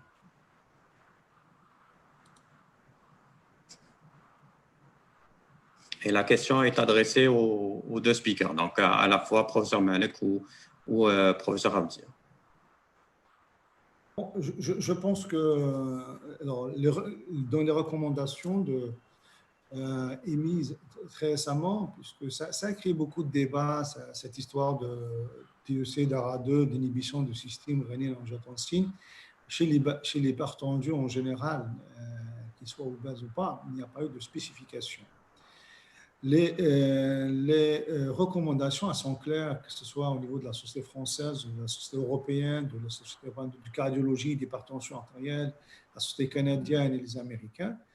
Ils recommandent de maintenir le traitement, de ne pas changer de traitement. Certains vont proposer au départ de passer à un anticlassique. Eh bien, tout de suite, ont été rappelés pour dire aux collègues de ne pas changer les médicaments, puisqu'on n'a pas de preuves tangibles, de preuves scientifiques, de preuves cliniques quant au risque, au sur-risque qu'encourent les patients qui sont sous traitement inhibant le système rénine-angiotensine et l'aldostérone.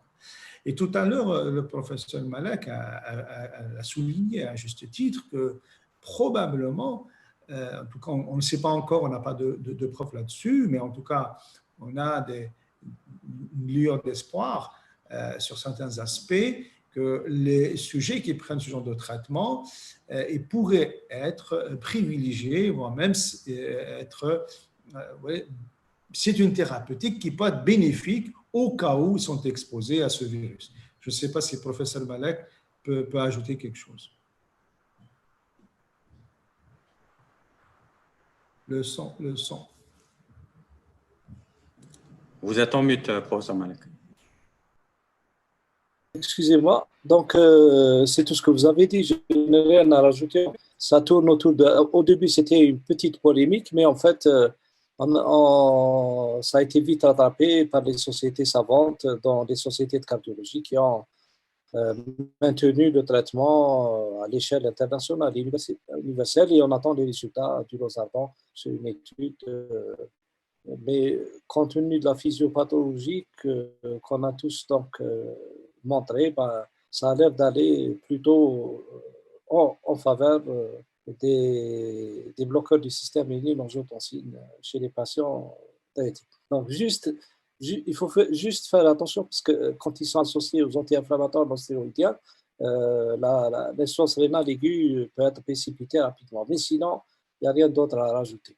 Par contre, pour l'obésité, donc c'est une population chez lesquelles il faut faire attention, plus attention, surtout quand c'est des obésités supérieures à 30 kg par mètre carré. Bon, en Algérie, on n'a pas beaucoup d'obésité grave, stade 3, c'est-à-dire que majoritairement nos patients ont des BMI autour de 28, 29, etc. Et Dieu merci, on n'a pas cette catégorie d'obèses qu'ont les États-Unis, le Canada, certains pays donc, du Moyen-Orient, etc. Donc, en fait, on leur demande les mêmes mesures hygiéno-diététiques, les mêmes mesures de confinement, de lavage des mains, de faire attention, etc. Mais le problème, c'est qu'il faut être au courant de leur état, statut cardiovasculaire, 6 ans un diabète, 6 ans de l'hypertension. Et souvent, quand vous avez une obésité intra-abdominale, tous les quatre s'associent ensemble. Et quand vous avez de l'hypertension, du diabète, l'obésité, ça complique énormément les choses. Et ce sont spécialement ce type de patients qui posent le problème de forme grave. Mais sinon, il n'y a pas de traitement de l'obésité actuellement. Tous les traitements qui ont été essayés sont voués à l'échec. Et pour ce type de patients, et notamment pour ceux qui dépassent 35 kg par mètre carré, et quand ils ont des maladies cardiovasculaires graves qui ne répondent pas au traitement, notamment l'hypertension, les diabètes avec une forte insulinorésistance, il reste la chirurgie métabolique. La chirurgie métabolique qui permet donc... je croyais qu'on allait avoir le psychiatre avec nous. Vous savez que les gens ils croient que c'est le miracle à travers la chirurgie métabolique, mais ça a son lot également de conséquences, notamment le suivi, ils continuent à suivre un régime, etc. Et les décès des patients qui sont traités par chirurgie métabolique ou par la chirurgie bariatrique, c'est plutôt des décès liés à des suicides. Donc, en fait, on n'est pas sorti complètement de l'auberge et notamment, il faut des équipes. En Algérie, bon, il y en a quelques-uns qui ont commencé, notamment dans des cliniques privées, mais pour commencer la chirurgie bariatrique, il faut vraiment une grosse équipe. Des psychiatres, des diététiciens, des psychologues, un suivi rigoureux du poids, etc. Ce n'est pas évident. Donc, Dieu merci, comme je vous l'ai dit, on n'a pas beaucoup ce type de patients. Mais bon, si vous avez eu l'occasion de voir un obèse qui dépasse les 35 kg par mètre carré, ben, avec les petits lits qu'on a déjà, ça ne passe pas. En réanimation, il faut 4 ou 5 personnes pour s'en occuper. Et professeur Khalifi vous donnera également déjà les problèmes liés à l'obésité et liés à l'insuffisance respiratoire restrictive qui est déjà présente au moment de... Voilà. Merci beaucoup, professeur Malek. Donc, on a une autre question pour professeur Khallafi par rapport à l'imagerie. Donc, est-ce qu'un porteur sain peut avoir des signes TDM particuliers?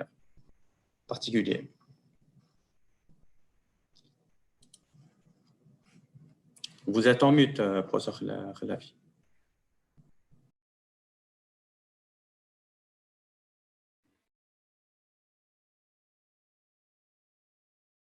Les porteurs sains, c'est-à-dire les malades asymptomatiques, oui, ils peuvent avoir quelques lésions. Du moment que le virus a pénétré dans le poumon, il va entraîner des lésions, mais c'est des lésions qui ne vont pas se traduire par des symptômes respiratoires. C'est pour ça qu'on préconise actuellement, avec l'évolution de la pandémie, quand on a un sujet qui est positif, qui a été au contact et qui a été… Parce que généralement, comment on reconnaît que ces patients sont infectés, c'est qu'ils ont été au contact de quelqu'un de positif, donc ils viennent pour un prélèvement, pour une PCR et qui sont positifs. Ils sont asymptomatiques. Il nous arrive de faire des TDM chez ces gens-là et on trouve quelques lésions. Moi, je pense que quelqu'un de positif, même s'il est asymptomatique, à l'heure actuelle, parce qu'on ne sait pas comment évolue cette pathologie, il peut être asymptomatique aujourd'hui et au bout de quelques jours devenir symptomatique et évoluer défavorablement. Donc, une TDM serait souhaitable si il peut le faire. Et on peut trouver des lésions minimes, mais c'est des lésions parenchymateuses. Donc oui, on peut avoir quelques lésions. Elles ne sont pas importantes, donc dont l'extension n'est pas importante, parce que si les lésions sont importantes, le patient va développer des symptômes respiratoires. Mais on peut avoir, et justement, il y a on a peur chez ces patients qui sont asymptomatiques de développer par la suite des fibroses. Quelques fibroses, donc il faut les surveiller de très très près, ces patients. Quand on est positif, c'est que le virus se retrouve au niveau des alvéoles et au niveau du parenchyme pulmonaire. Merci beaucoup, professeur Khallafi, pour ces propos très clairs et qui auront certainement donné une réponse claire pour l'ensemble de l'audience.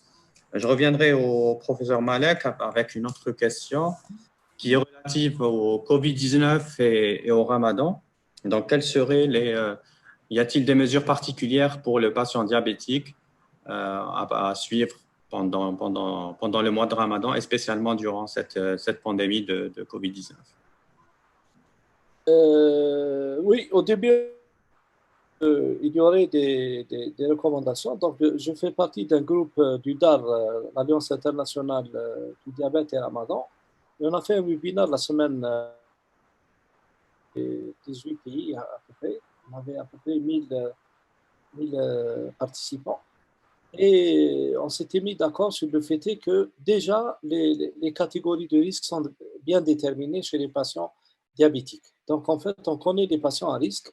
On sait que ceux qui ont un diabète de type 1 ne devraient pas jeûner parce qu'il est impossible de passer de 4 injections à 2 en réduisant la dose. Donc, ce sont des patients qui sont considérés à haut risque, même s'ils sont bien équilibrés. La deuxième catégorie, ce sont des patients qui font des hypoglycémies répétées ou asymptomatiques ou sévères, qui nécessitent donc l'intervention du TS personne. Ceux qui ont un long passé de diabète avec des complications, notamment cardiovasculaires, rénales, etc.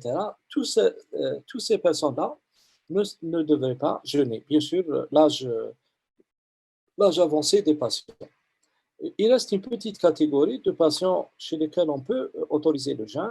ce sont des patients qui sont sous metformine uniquement ou qui sont sous sulfamide de deuxième génération, c'est-à-dire glyclaside ou glimépiride, et des patients qui sont sous une injection d'insuline, donc, ou les autres traitements, inhibiteurs des alpha-glucosidases, des inhibiteurs des TPP4 et des nouvelles classes thérapeutiques analogues des GLP-1 qui ne sont pas encore remboursés par la sécurité sociale. Donc, cette catégorie de patients, donc nouveaux cas de diabète, etc., ils peuvent jeûner, mais à condition que le médecin autorise le patient à jeûner. Parce qu'en fait, ce n'est pas parce qu'il a un risque modéré et faible qu'il peut jeûner. Il peut être âgé, il peut se déshydrater, il peut être fatigué, il peut être déséquilibré avant le ramadan. Parce qu'en fait, tout patient qui dépasse 8% d'hémoglobine A1C ne devrait pas jeûner, même s'il est dans un stade de risque modéré ou faible. Donc, il n'est pas question de se mettre à la place de lui-même et de dire aux gens, vous avez un risque faible, donc vous êtes obligé de jeûner. C'est une discussion entre le médecin et le patient et on sort avec une décision commune. Bon, après, on a, sur l'étude qu'on a faite en 2017, sur 1000 patients à l'échelle, il y a quand même 90% des patients diabétiques et plus de 70% des types 1 qui jeûnent malgré l'interdiction. Et parmi eux, 50% sont à haut risque et à très haut risque. Donc, qu'est-ce qu'il faut faire chez ces patients? Il faut les accompagner. Il faut les accompagner, ajuster leur traitement, leur conseiller d'arrêter le jeûne à partir de 3 grammes ou 6 ans moins de 0,70 et bien sûr de faire beaucoup d'autosurveillance glycémique et de ne pas hésiter à prendre contact avec leur médecin. Voilà. Donc, on est en train de réaliser une plateforme qu'on a appelée Covidia Algérie. Une même plateforme a été réalisée en France, on fait la même ici en Algérie, et qui va être probablement sur donc le site, sur le web, donc à partir du 7 ou du 8 au maximum mai. Donc, les patients pourront s'inscrire. Donc, ils s'inscrivent, ils donnent leur poids, etc. Et puis, on peut poser un certain nombre de questions et les avertir s'ils ont des signes de Covid, d'appeler le 3030. On peut répondre à leurs questions vis-à-vis de l'ajustement des traitements, des conseils vis-à-vis du diabète, etc. Donc, rassurez vos patients diabétiques, ils ne sont pas plus à risque de développer le diabète que la population générale, sauf que s'ils attrapent l'infection, ils feront une maladie grave, plus grave et plus sévère. Et ce qui va les prémunir surtout, c'est d'être bien équilibrés et de se protéger contre le Covid avec les moyens qu'on connaît. Merci beaucoup, professeur Malek. Une question pour professeur Abdia par rapport à l'arythmie et les traitements préconisés pour la maladie COVID-19. Y a-t-il des recommandations claires qui ont émané de la Société algérienne de rythmologie ou la Société algérienne de cardiologie par rapport à cette particularité de certains traitements qui risquent d'aggraver certains troubles du rythme? Bien. En réalité, le trouble du rythme le plus fréquemment rencontré dans ces situations étant la fibrillation atriale. Il y a eu un forum aux États-Unis, les patients sont organisés, et donc il y a un gros forum sur la fibrillation atriale, les patients sont organisés, ils ont posé la question aux grands experts de différentes sociétés de cardiologie, la Société cardiologie américaine, quant à l'adaptation et s'il y a des adaptations thérapeutiques à faire. Et si un malade COVID-19 fait une fibrillation auriculaire, est-ce que le traitement est différent de quelqu'un qui fait une FA et qui n'est pas COVID-19? Eh bien, il n'y a pas de recommandation de société, mais il y a des avis d'experts. Les avis d'experts vous disent la chose suivante, c'est qu'il n'y a pas, pour l'instant, au jour d'aujourd'hui, de différence en termes de traitement de ce trouble du rythme qu'il y ait ou pas COVID-19. Le deuxième point, le plus important, c'est celui lorsque vous avez un trouble du rythme qui vous entraîne une aggravation de l'hémodynamique, évidemment qu'il y a un seul traitement efficace, c'est la cardioversion électrique.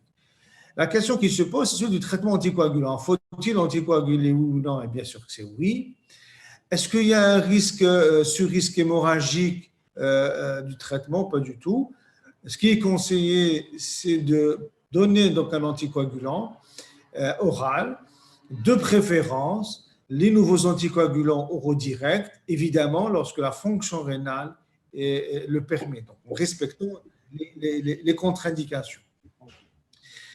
Je comprends aussi la question chez des sujets qui sont traités par des médicaments qui peuvent allonger le QT, tels que le sotalol, qui est un antiarythmique de classe 3, l'amiodarone, antiarythmique de classe 3, ils allongent le QT. J'avoue que j'ai beaucoup de patience sur ces deux molécules. L'allongement de QT, il y est pas tous les jours et il est modeste.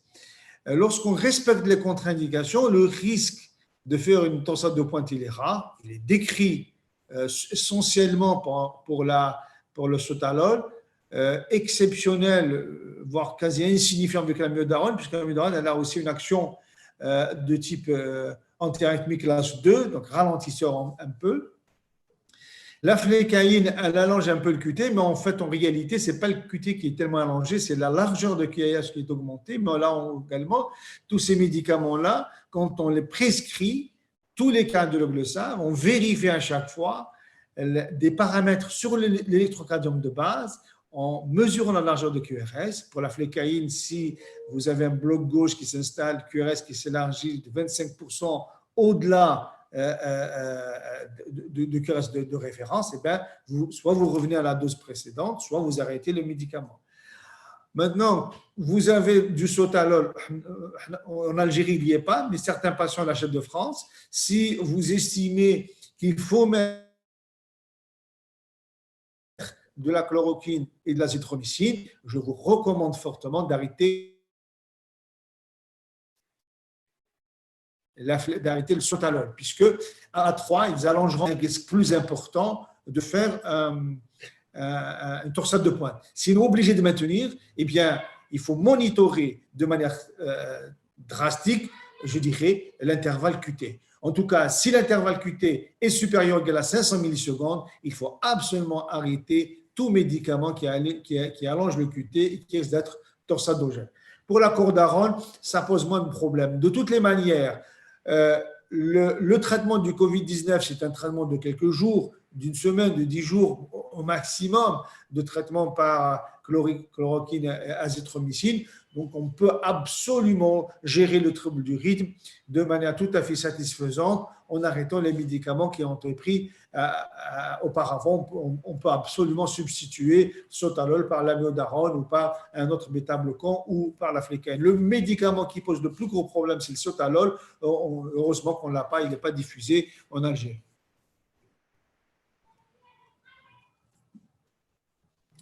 Parfait, très bien, professeur Aoudia. On a une deuxième question pour vous concernant l'association chloroquine et Cintran. Y a-t-il une contre-indication pour ces patients? Non, absolument pas. Je dirais, j'ai même une de mes patientes qui m'a appelé. Elle a une fibrillation atriale, elle est sous flécaïne, elle a du Cintron. Et puis, elle me dit, voilà, j'ai oublié de vous dire que je suis sous Plaquenil parce qu'elle a une maladie de système. Donc, son INR est tout à fait, on le surveille régulièrement, toutes les 3 semaines, parfois un peu moins parce que on doit ajuster la thérapeutique, mais pas du tout, il n'y a pas du tout de contre-indication à ces médications. Pas du tout, hein, vraiment. Alors, je profite de l'occasion pour dire que dans notre jeune société qui est à l'état embryonnaire encore, hein, mais assez dynamique, les jeunes cardiologues qui sont avec nous, on a mis en place, on a créé une petite application qui est déjà sur le web et qui vous permet de dire, vous entrez donc les données cliniques et anamnéstiques du patient, vous donnez la largeur de QRS, vous donnez le QT que vous avez mesuré et puis vous avez une icône, vous allez mettre les drogues que vous allez utiliser, quelle que soit la drogue, et ensuite vous validez. Il vous donne exactement la conduite à tenir à faire. Il vous dit si vous pouvez mettre le traitement ou pas, si le traitement est contre-indiqué ou si il vous donnera le risque par rapport à la thérapeutique. Je vous conseille d'y aller d'y aller voir, de taper sur Cardio 11 ou Société Agent de rythmologie. Vous allez trouver le site et vous pouvez l'utiliser pour tous vos patients. Si vous avez un doute sur la prescription d'un traitement. Il y a aussi d'autres médicaments, les patients qui sont suivis en psychiatrie, vous savez que les psychotiques aussi, ils allongent le QT de manière assez conséquente. Et si vous associez d'autres médicaments, eh bien, c'est un facteur aggravant, c'est un facteur de risque, justement. Et ce site, ce calculateur de risque vous permet d'appréhender le risque de votre patient. Merci beaucoup, professeur Abdia. Nous sommes malheureusement dans l'obligation d'arrêter les questions-réponses. Il y a eu un énorme engouement par rapport aux présentations qui ont été faites par les différents speakers. Donc, je finirai par une dernière question qui est adressée au panel. Donc, sur l'évolution du Covid-19 en Algérie, comment prévoyez-vous l'évolution du Covid-19 et quand un retour à la normale? On aurait bien aimé avoir professeur Khallafi parmi nous, plutôt professeur Ben Athman parmi nous. Un avis d'un psychiatre aurait été bon aussi sur le confinement. Mais en tant qu'expert clinicien, quel serait votre avis sur cette question? Ben moi, je dirais par rapport à la situation de service d'isolement, donc on a été dans l'isolement des patients. Donc, quand ils passent après la consultation, s'ils sont en isolement en attendant les résultats du prélèvement, ils sont dans le service de médecine interne. Et ensuite, une fois qu'on a la confirmation, on les transfère en infectiologie. Donc, on a eu depuis le début des patients qui ont été isolés et parmi lesquels il y a eu à peu près 40% qui ont été positifs, c'est-à-dire 32 patients qui étaient Covid+. Il y a eu 2 qui ont été donc, en réa et qui sont sortis indemnes. Les autres ont été donc, au service d'infectieux et sont guéris normalement sans aucune difficulté. Le problème, c'est que les 50% des patients plus qu'on a eu au CHU de Sétif ont été enregistrés les dernières 72 heures, après l'ouverture des commerces, notamment Zlabia, la vaisselle, etc., etc. Et donc, on en a discuté ce matin avec le Premier ministre. Et il était formel, comme l'a dit hier le président, que si jamais il y a donc danger certain, on va mettre des mesures plus drastiques pour la population. Donc, pour nous, il y a 2 hypothèses. On était relativement stable, on avait même ressenti qu'il y avait moins de cas à un moment, mais c'est pareil donc pour l'infectieux, pour la pneumo, pour l'AREA. Et donc, on n'a eu que 6 décès. Donc, en tout et pour tout, en réanimation médicale au CHU, on n'a eu que 6 décès, parmi eux supérieurs à 65 ans, 70 ans et plus, avec des comorbidités graves, etc. Donc, on était relativement tranquille. On n'a jamais eu de saturation des services, ni de l'infection, ni de la pneumo, ni de la médecine interne. On a mis un petit service de chirurgie également pour l'isolement. Et on était relativement tranquille avant cet acharnement de la population sur les pâtisseries, enfin, Zlabia et compagnie. Donc, on l'a encore sensibilisé davantage. Il n'a parlé que de ça ce matin et qu'il y aurait des solutions rapides. Bon, peut-être que aussi on a plus de dépistages qui se font, qui a fait que le nombre a augmenté. Mais bon, nous, on est presque certain que c'est la sortie de la population qui a cru peut-être que tout était réglé. C'est mon avis, je ne sais pas. Merci, professeur Malek. Professeur Khallafi, un dernier mot pour… Et moi, je suis entièrement d'accord avec le professeur Malek. Nous aussi, à Beni Mensous, où il y a 4 services actuellement, 5 qui s'occupent justement du Covid-19 dans mon service, oui, il y a eu, pendant un certain temps, oui, il y a eu une augmentation. Après, il y a eu une stabilisation. Et juste avant le déconfinement, on s'est rendu compte qu'il y avait moins de malades. au niveau du tri. Bon, les malades hospitalisés, on n'a pas vu une diminution parce que les lits étaient toujours complets, mais moins de consultations au niveau du tri. Et puis, depuis une semaine, ça augmente.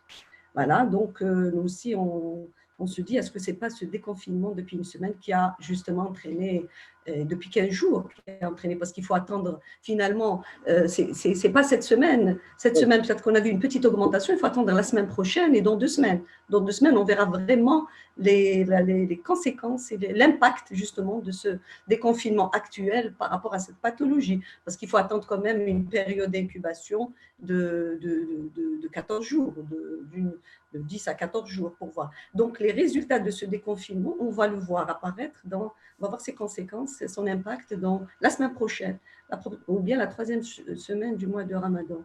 Je pense que nous aussi, on a eu beaucoup de cas. Ce n'est pas aussi vieille que celle de l'Europe. On a eu quelques cas âgés qui sont décédés, mais notre population est assez jeune quand même. Hein, et on a eu moins de décès. Moi, quand je vois ailleurs qu'il y a beaucoup de décès, on se dit on a de la chance. Donc, on a beaucoup de jeunes, beaucoup de gens qui ont la quarantaine, la cinquantaine, la soixantaine, qui sortent généralement, qui ne posent pas beaucoup de problèmes. On a eu quelques-uns qui sont passés en réanimation, mais la plupart, généralement, au cours de l'hospitalisation dans les services de pneumo ou de médecine interne, ils sortent sans aucun problème. Et le deuxième, peut-être, avantage qu'on avait, en plus d'avoir une population plus jeune que l'Europe, c'est d'avoir utilisé un traitement très précoce.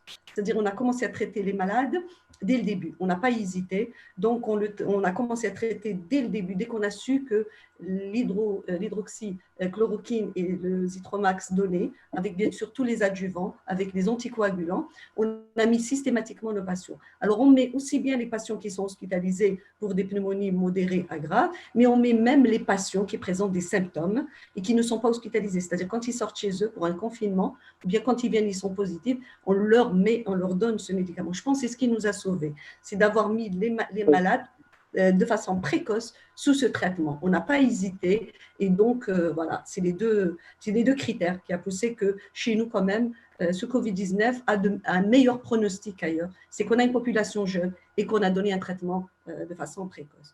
Maintenant, avec le déconfinement, c'est dans 2 semaines, on verra ce qui va se passer. Alors moi, je voudrais juste dire un dernier mot par rapport au déconfinement, mais il faut dire aussi que la pandémie n'est pas encore derrière nous et elle risque de nous surprendre. Oui. Donc, on voit le comportement de nos concitoyens, un comportement irrationnel, et avec une sorte de déni du risque. Toutes les barrières protectrices sont abolies.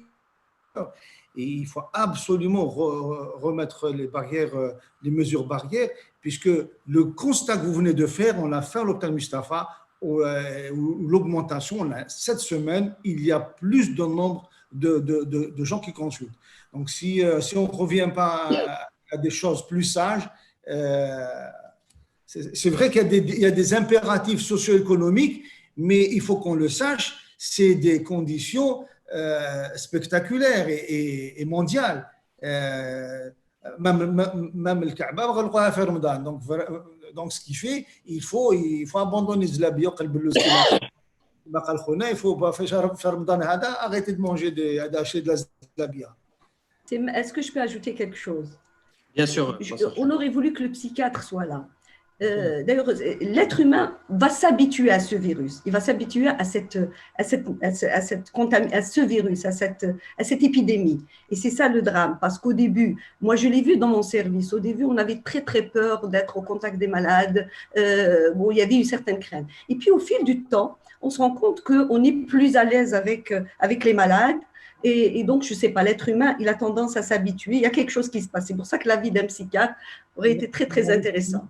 Et je pense que cette habitude va pousser les gens à être moins vigilants. Voilà. Et donc, moi, je pense que c'est quand vous dites qu'il y a un déconfinement, je pense au bout de 2 mois, et je pense que ce ne soit pas seulement chez nous, même dans les autres pays, les gens, ils vont se dire finalement, c'est l'être humain, il va vouloir sortir, et puis il va moins faire attention, moins être vigilant. Je pense qu'on a besoin justement de sociologues et de psychiatres pour pouvoir nous parler justement de cette, comment l'être humain, réagit d'abord à cette infection et comment il pourra éventuellement dans le futur réagir et pouvoir surmonter justement cette épidémie. Je pense aussi qu'il y a la perte de vigilance, c'est qu'on va s'habituer à cette infection. Et donc, les gens, au fur et à mesure, ils vont se laisser aller. Et c'est ça, c'est le risque justement qu'il y ait une aggravation de l'épidémie, aussi bien chez nous que dans le monde, si on n'est pas vigilant et si on ne fait pas attention. Merci beaucoup. En tout cas, je vous remercie sincèrement pour toutes ces clarifications, tous ces conseils aussi et ces recommandations. Je tiens à remercier aussi tous ceux qui se sont connectés à ce webinaire. Vous étiez plus de 500 participants à nous suivre aujourd'hui. Donc, je remercie vivement également nos éminents intervenants, sans qui on n'aurait jamais pu réussir à réunir autant de disciplines autour d'une même question. Vous l'avez tous relevé, l'intérêt d'avoir un avis de psychiatre ou de sociologue était plus que pertinent. On espère que le professeur Ben Athman sera Inch'Allah parmi nous dans nos prochains rendez-vous afin d'apporter cet avis de psychiatre à la société algérienne. Donc, les présentations ont été très enrichissantes. Je vous remercie davantage. Les questions aussi. Malheureusement, l'assistance doit nous excuser de ne pas avoir pris toutes les questions. Elles étaient très nombreuses et le temps imparti ne le permettait pas. Donc, j'espère que cette initiative digitale du laboratoire Al-Kandi vous a permis nous a permis d'apporter une certaine lueur de sensibilisation, une certaine notion et certaines informations qui ont été partagées avec nos experts. Donc, nous vous donnons rendez-vous pour les prochains webinaires Al-Kandi pour aborder d'autres thématiques, Inch'Allah, avec d'autres experts. Et d'ici là, je vous dis, prenez soin de vous, restez chez vous et sahaftarkum. Merci.